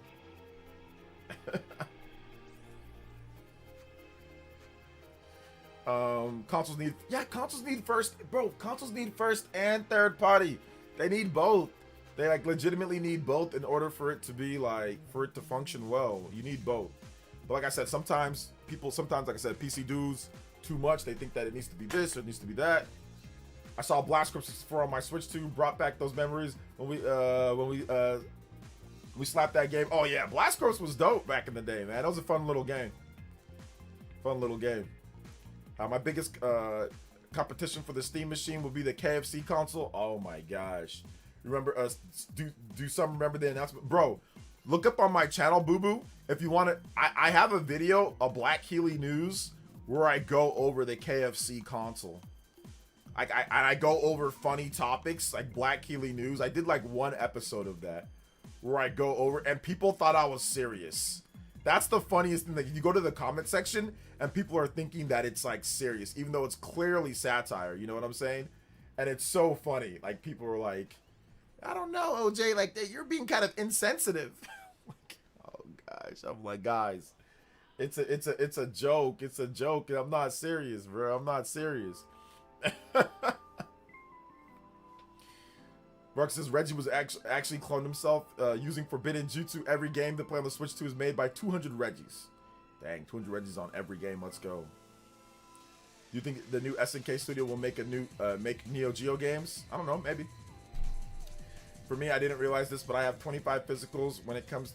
When I count the digital, it boosts it over to 60 for the first year. Players says thanks for the third party too. Yeah, I don't know. I haven't counted how many I have, but I have a lot of physical and digital games. Like, I have a lot of digital games. I have a lot of physical games. Like, I have too many physical games to where I don't have enough shelving for all my physical games. So I got to put them in boxes, like in my garage. And I think, do I have some here? I have some special editions here. I have some behind me. But I have too many games, man. I have way too many games. But then I stack them all over the place. They're all stacked down here. And that's the funny thing, is that a lot of my games got stolen. Like, a lot of my PS2, Xbox, GameCube games from back in the day all got stolen too. I had a lot more, but a lot of them got stolen. Even my PS3, my Xbox 360 games, a lot of my Wii games, all that stuff got stolen. So many games got stolen from me. So when I was in college, somebody broke into our apartment and just stole everything. I was so sad. I was so upset. Let's see here. OJ, do you think Houdini is going to be used in the next Boundless Soft game? Or Houdini? What the hell? What's Houdini? What, the Houdini, the magician? What's going to be underwater, tied up, try to make a Monolith Soft game? Wait, who are you talking about, House Kid? Have you ever donated any games? Donated any games? No. Donated money? Yes. Toys for Tots and like the stuff that where they give kids video games and toys to play. Yeah, I've donated to that, but I've never donated games. I've just donated money. I'm like, just go buy the games. You know, like if the kid wants something, just go I don't know if they want an old crusty copy of the game that I have. Just give them the money to go buy whatever they want. So I've done that.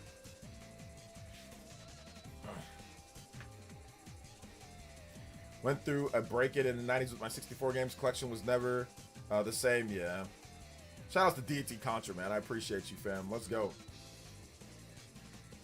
What do you think about how graphics will be like within the next generation consoles, Sony and Microsoft? They're going to be exactly how they look right now, but more fidelity. So you're going to see more 4K, 60 FPS, or potentially even 4K, 120 FPS. You're going to see a lot of games that are built just like they are built now, but better, but like fidelity. So look at a graphics card, a 50 series graphics card, and pretty much equate that to what you're probably going to get, or what it's going to be more similar to like what the graphics, like the best graphics cards can do right now.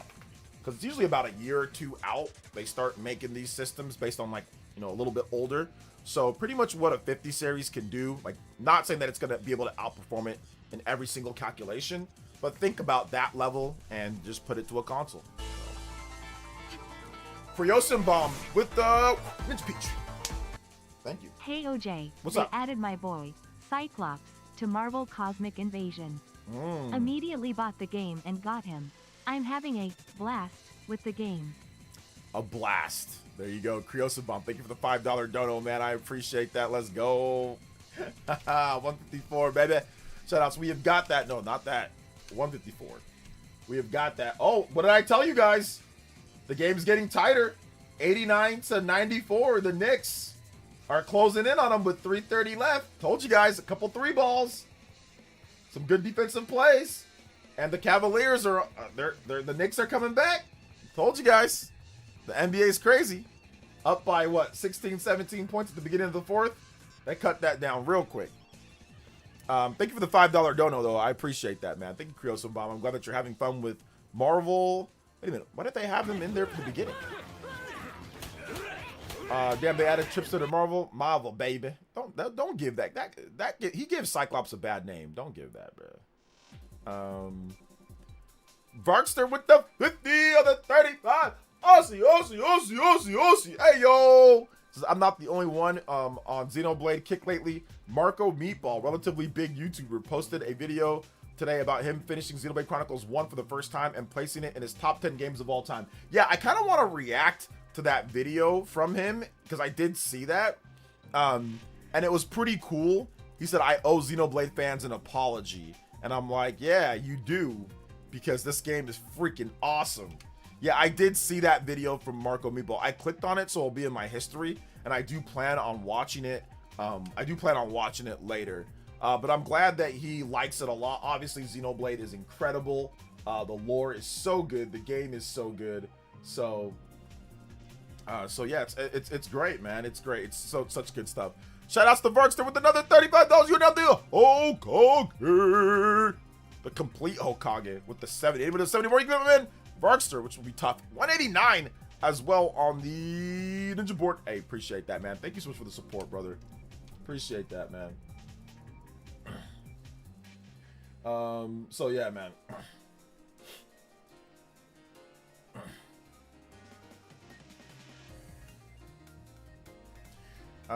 Let's see. We're long overdue for Xenoblade. Xenoblade to take over the world. Yes, sir. Yeah, but Varkster, man, that video, I want to watch it. That video's good, bro. It's good. It's so good. So it's good, dude. It's good. So yeah,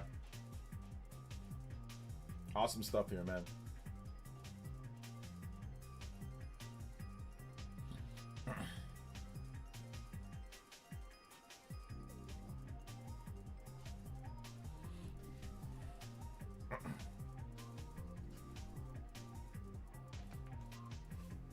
Yeah, guys. Also, remember, stop giving attention to Hawk Tua, okay? To Hawk Dean Tua. Stop giving him attention. I just saw something pop up on my board from the Josh man, and he has it right, bruh. He has it right. You know, Nate the Hate said it. Don't give Hawk Dean Tua any type of clout. Don't give him any type of attention. You know what I'm saying? They're just looking to troll with every single game, no matter if it's good or bad. It doesn't matter. So don't give them any attention. Don't give Hawk Tua Dean any attention, bro. Don't click on his videos. Don't click on his crappy Twitter page. Don't give him no attention, bro. Don't give him no attention because people are getting sucked in to giving this fraud attention. So don't give him any attention. Don't click on nothing. I stopped. I had to mute that dude. So yeah, don't give Hawk Tua any attention. Have you reacted to any of your old videos? Sometimes, yeah. We're long overdue. Yes, we are long overdue for that Xenoblade. Do I play Persona? Absolutely. I play Persona 3, 4, 5. All good stuff, man. All good stuff.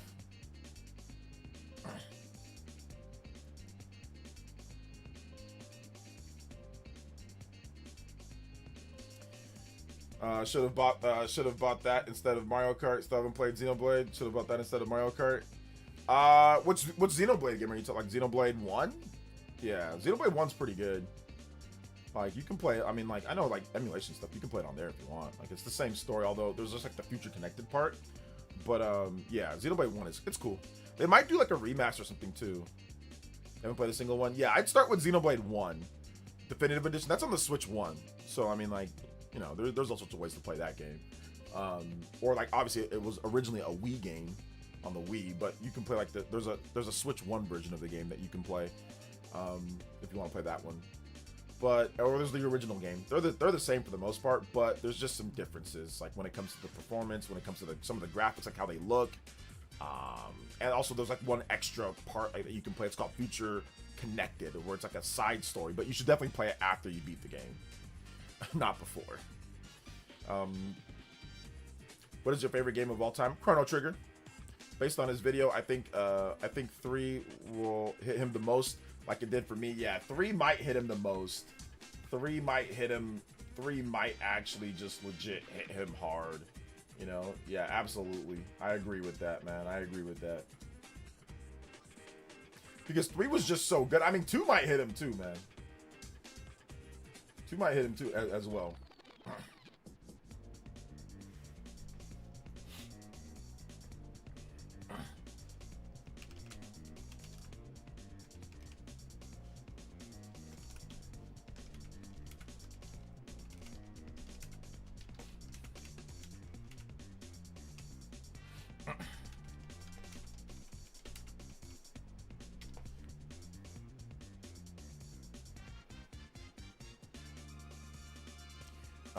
Let's see here. The best part about seeing people react so well to Xeno 1 is the knowledge about how much bigger the series gets after 2 and 3. So Marco might even have bigger thoughts after those. Yeah, I gotta watch that video, man. I gotta watch it.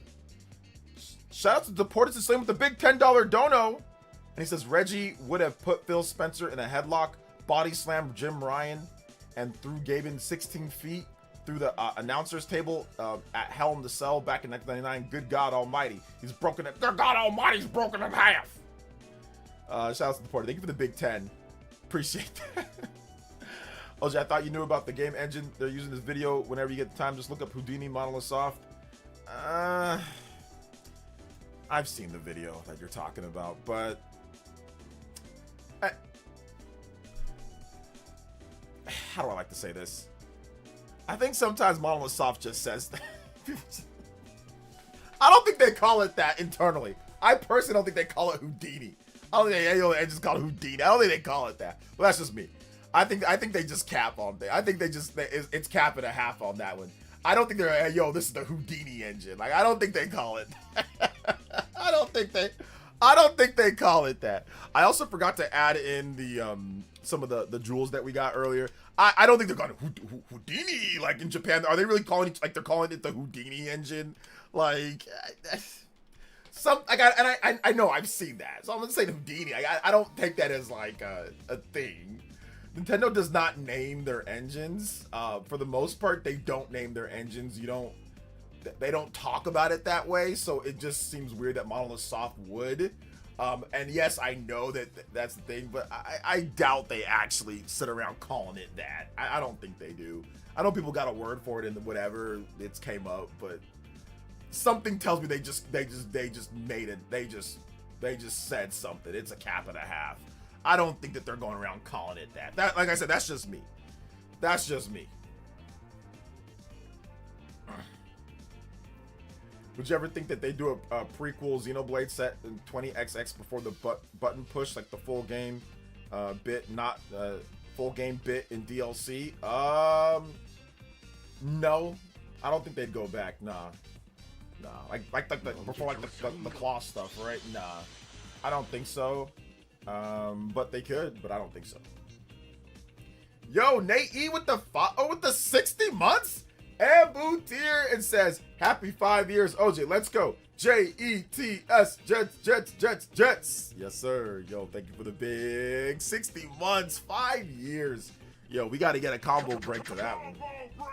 Speaking of engine, Unreal Engine 5 seems to have gotten a big boost, especially for Switch 2, which can fix performance issues. Yeah, I talked about that today in my video. So we'll see how it actually applies to Switch 2 games. But yeah, I did discuss that. I did discuss that when it comes to what's it called? When it comes to the Switch 2 Unreal Engine 5.8. So yeah.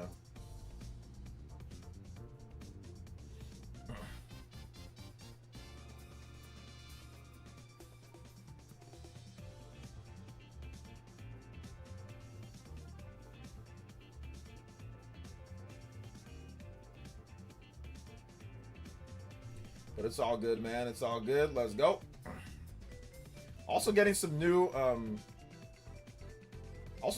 information here when it comes to different stuff, all that.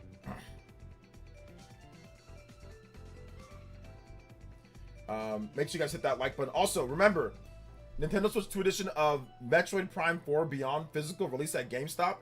It's $34.99. So if you're looking to pick up Metroid Prime 4 Beyond on the Switch 2 fully on cart, check that out, man. Check that out.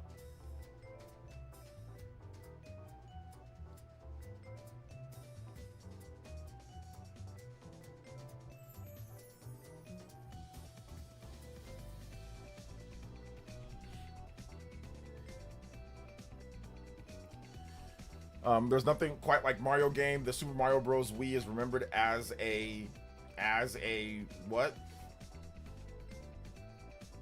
Oh, OT. Look at that. It went to OT. That's crazy. Yo, the Cavaliers choked. I think they were up by 7 with what? 2 or 3 minutes left. They choked. If they lose this game, that's a choke job. I bet RGT's going insane right now. I bet RGT's going insane.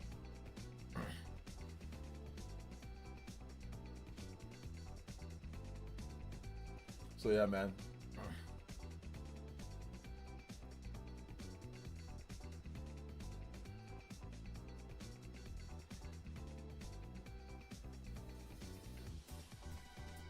Tetsuya never does that. You have to know his method of storytelling. He does that in every game he makes. Does what? What are you talking about? Oh, you mean going back to like the beginning? Yeah, I that's why I said I doubt that he would go back. But here's one thing that I don't doubt: the combo break and the limit break times 2 platinum.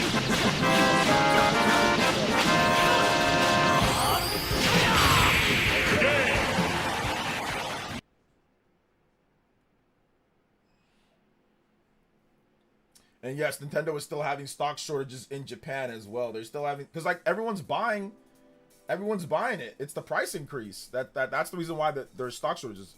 Yes, because the price increase. Because they're selling out.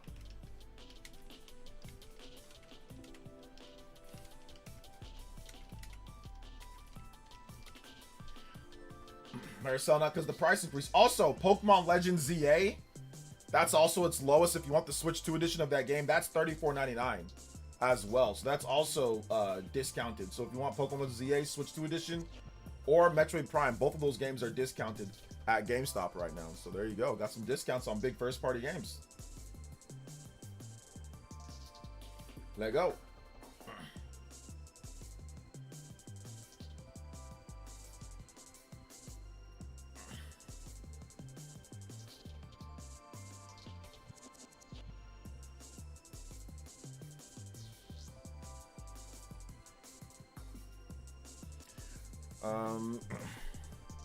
Are you okay? What happened, Felipe? Archie's going insane with what I've watched. Yeah, vote for your wallets, buy the hardware and software. Vote, yeah, buy whatever you want. Get and buy whatever you want. I'm not here to tell you what or what not. I'm just simply giving you guys a little bit of the information that's out there, you know, when it comes to different sales or deals on certain games. So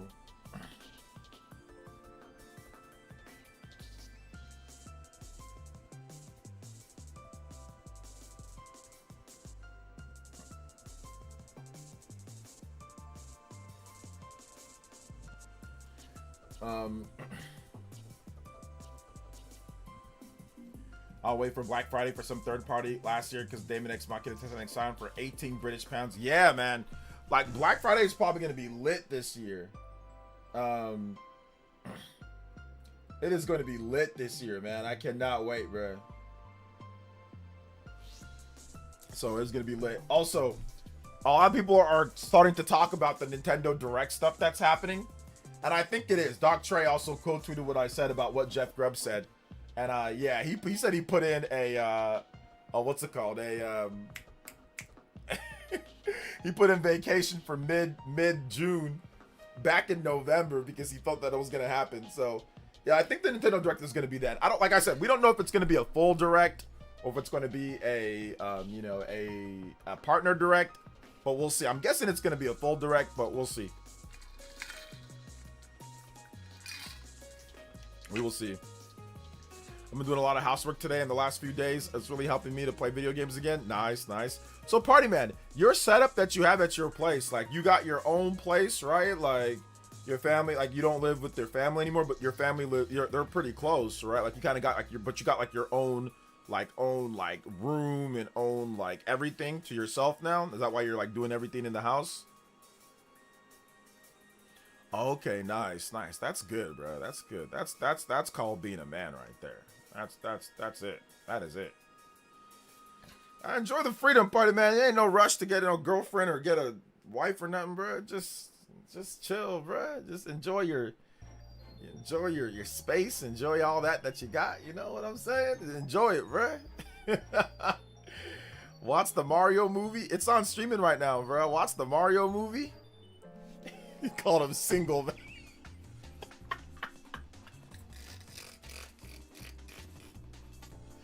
Oh, that's why I didn't even thought he said single, man.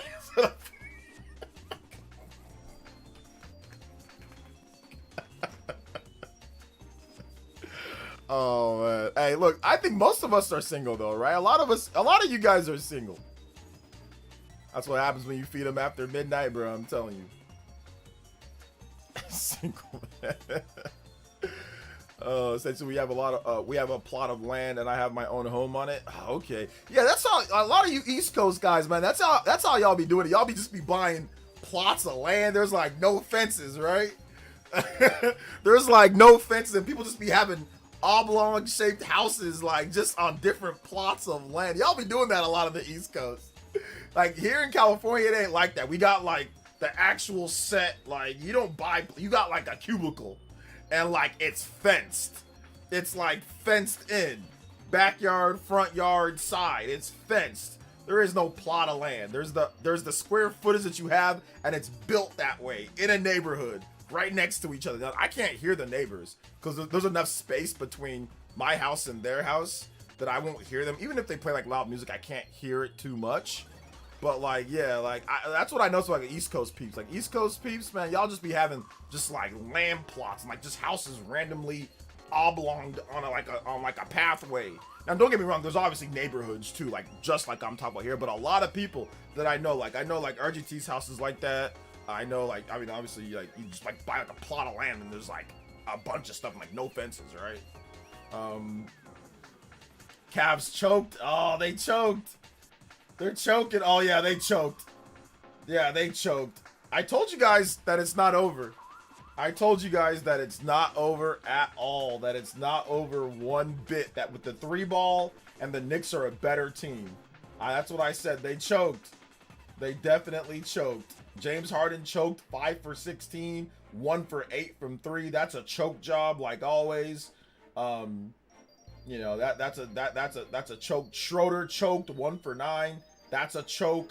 Max Strus choked 1 for 5. That's a choke. What else? Yeah, that's definitely a choke. Choke City. Choke City.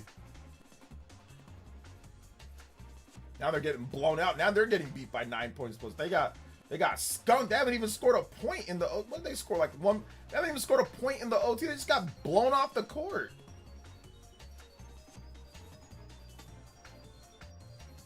I have 20 girlfriends and all the cash stays in my stocks.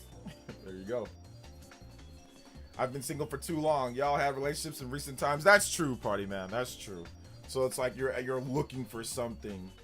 But you know what I'm saying? It's like it is what it is. You gotta try what's it called? You gotta try like usually like long distance. I'll talk to some there's people that I might know here in California. Don't worry. I'll try. I'll send them your way, party man. I've had fun in my single life already. Yeah, party man's like, listen, man, I gotta find a wife. I gotta have a family in the next 5 years or so. Y'all out here tripping.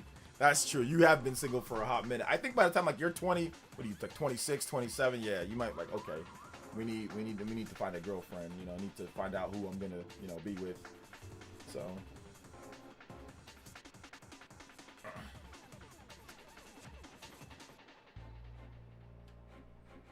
that's the thing, man.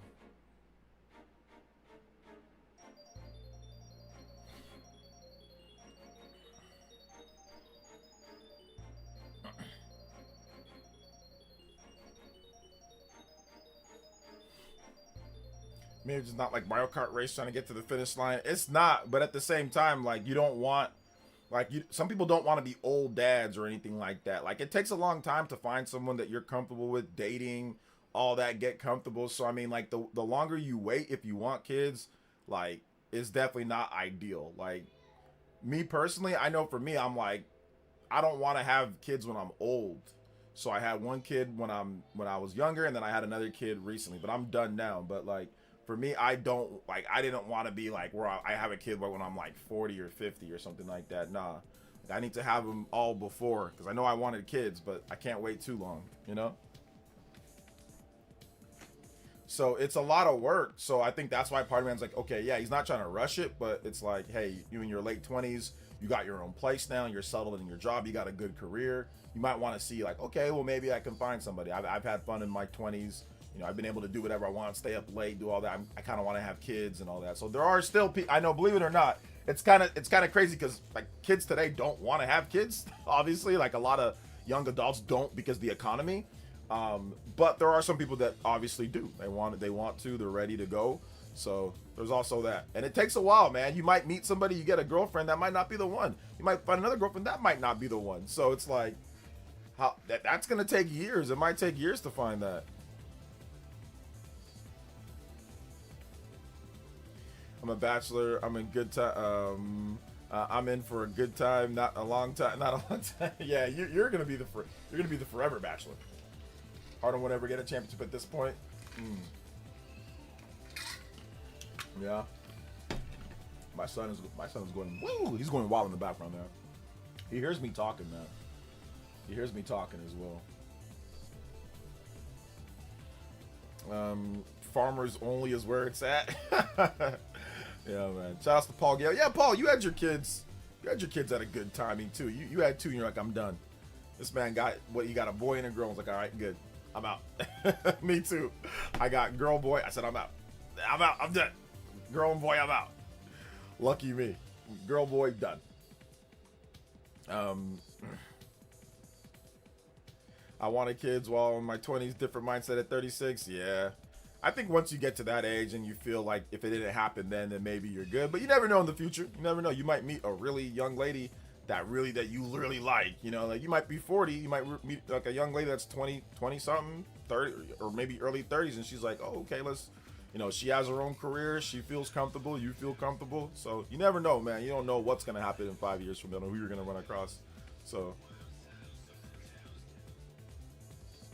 if you ask my family, I've been more than patient. I just act a bit more extra on street.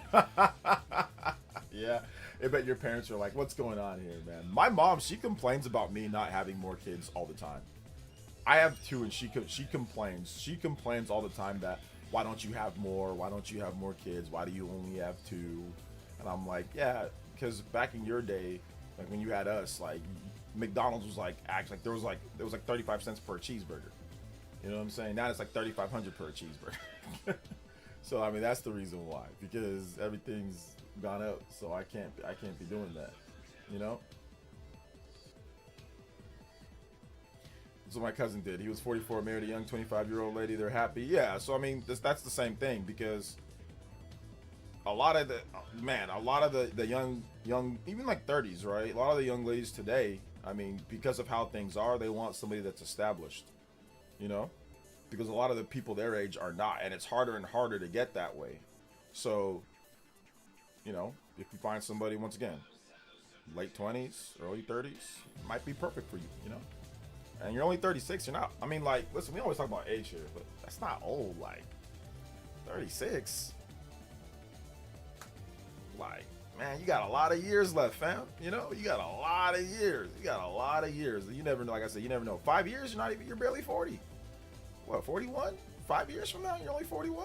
So, heck, what's it called? Jamie Foxx just had it. Jamie Foxx is having another baby. Jamie Foxx, dude's like 60. How old is Jamie Foxx?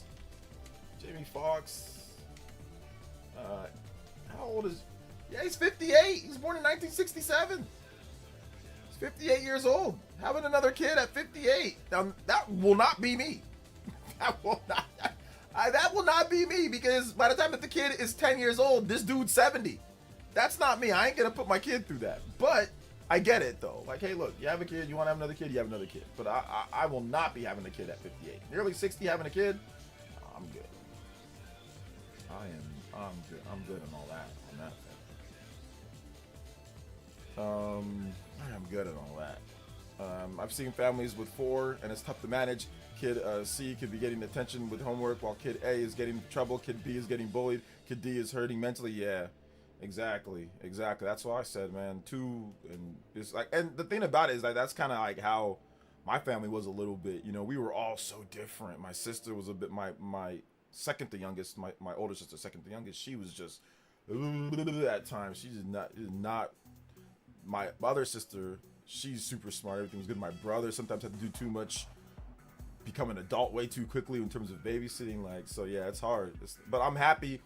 Big families, like when you grow up with a big family, it's like good and bad. It's like good because there was never a dull moment in the house. Like there was always someone to talk to, somebody, and like you learn how to speak real quickly. Another thing too, like I learned how to talk very fast because of my brothers and sisters, you know. So you learn how to speak, you learn how to, and like I said, they can teach you things. So that's the good news. Like my sisters and my brothers, they all taught me how to be very tough. That's the one thing. They all taught me, because I would fight them so much. My sister would just sit on me. My brother would beat me up and push me around. So it's good and bad. And like I said, there's always somebody in the house. So it's there's the bad things like you talked about, which could be, and there's also a lot of positives too. So never boring in the house. Always different video games to play. Always adventures to go with one of my sisters. Or talking to my brother. Like my brother was out with his friends. I had my other sister there to hang out. My other sister was out there. My brother would be there. Both my sisters were gone. My brother was there. My brother was gone. Both my sisters were there. So there was always something. But I will be honest though. Like I never really connected to any of my sisters. Like when I was younger. Like yeah, we would hang out and stuff. But I never really connected. But I have a much better relationship with my oldest sister.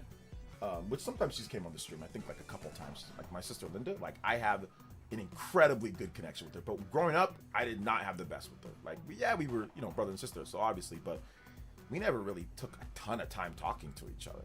But now at this point we have really good relationship, way better than we had. Like she started watching like football. She started becoming like a Niner fan, so we started having a like really good relationship. She doesn't watch football anymore, but we still have a great relationship, you know. My brother said, but me and my brother, we had a really good relationship growing up.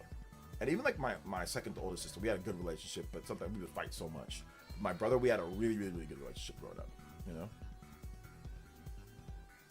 know. Let's see here. 80 plus won't see your kid graduate school. I mean, nah, he's gonna see it. I mean, he's 58, but 68. So when the kid turns 20, he will be 50, 60. He'll be 78 when the kid turns 20. So yeah, for me, that's a no-go.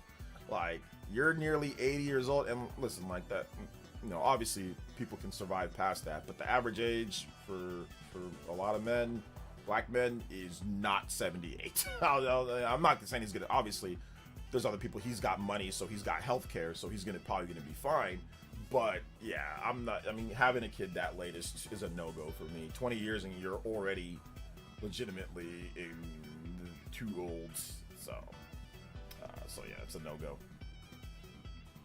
Yes, I did know about that, Ninmar. Thanks for letting me know, though.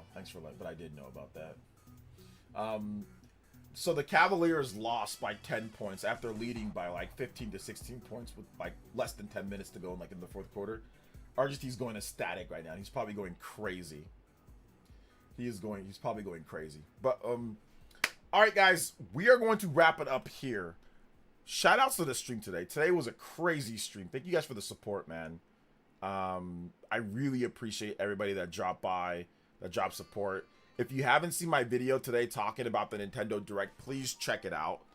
It's a good video where I discuss all things Nintendo Direct, and I discuss some more about what Sony did and other things. So check out my video on the Nintendo Direct. It's up on the channel right now. I'm gonna link it for you guys, okay? Let me get the link. I'm gonna link it for you guys. Thank you so much for watching. Shout outs to Vargster. Shout outs to Nick93, Vargster, everybody that dropped donos today. Party Man, Creosin Bomb, the Portis is with a bunch of donos today too. Jim C, thank you guys so much. Arth, appreciate that. Shout outs to all the jewels too. Big love to the jewels. You know, YouTube's giving you guys those jewels. You guys come over here. Let's go, baby. Let's go. He said, as an only child, I want 2 to 3 kids. Exactly. Because like being an only child's not necessarily fun, you know. It's not as fun as time. So maybe getting 2 to 3 so they have somebody to talk to is good. But all right, guys, love y'all so much. Thank you for the support. Thank you guys for being here. I appreciate everybody that came through.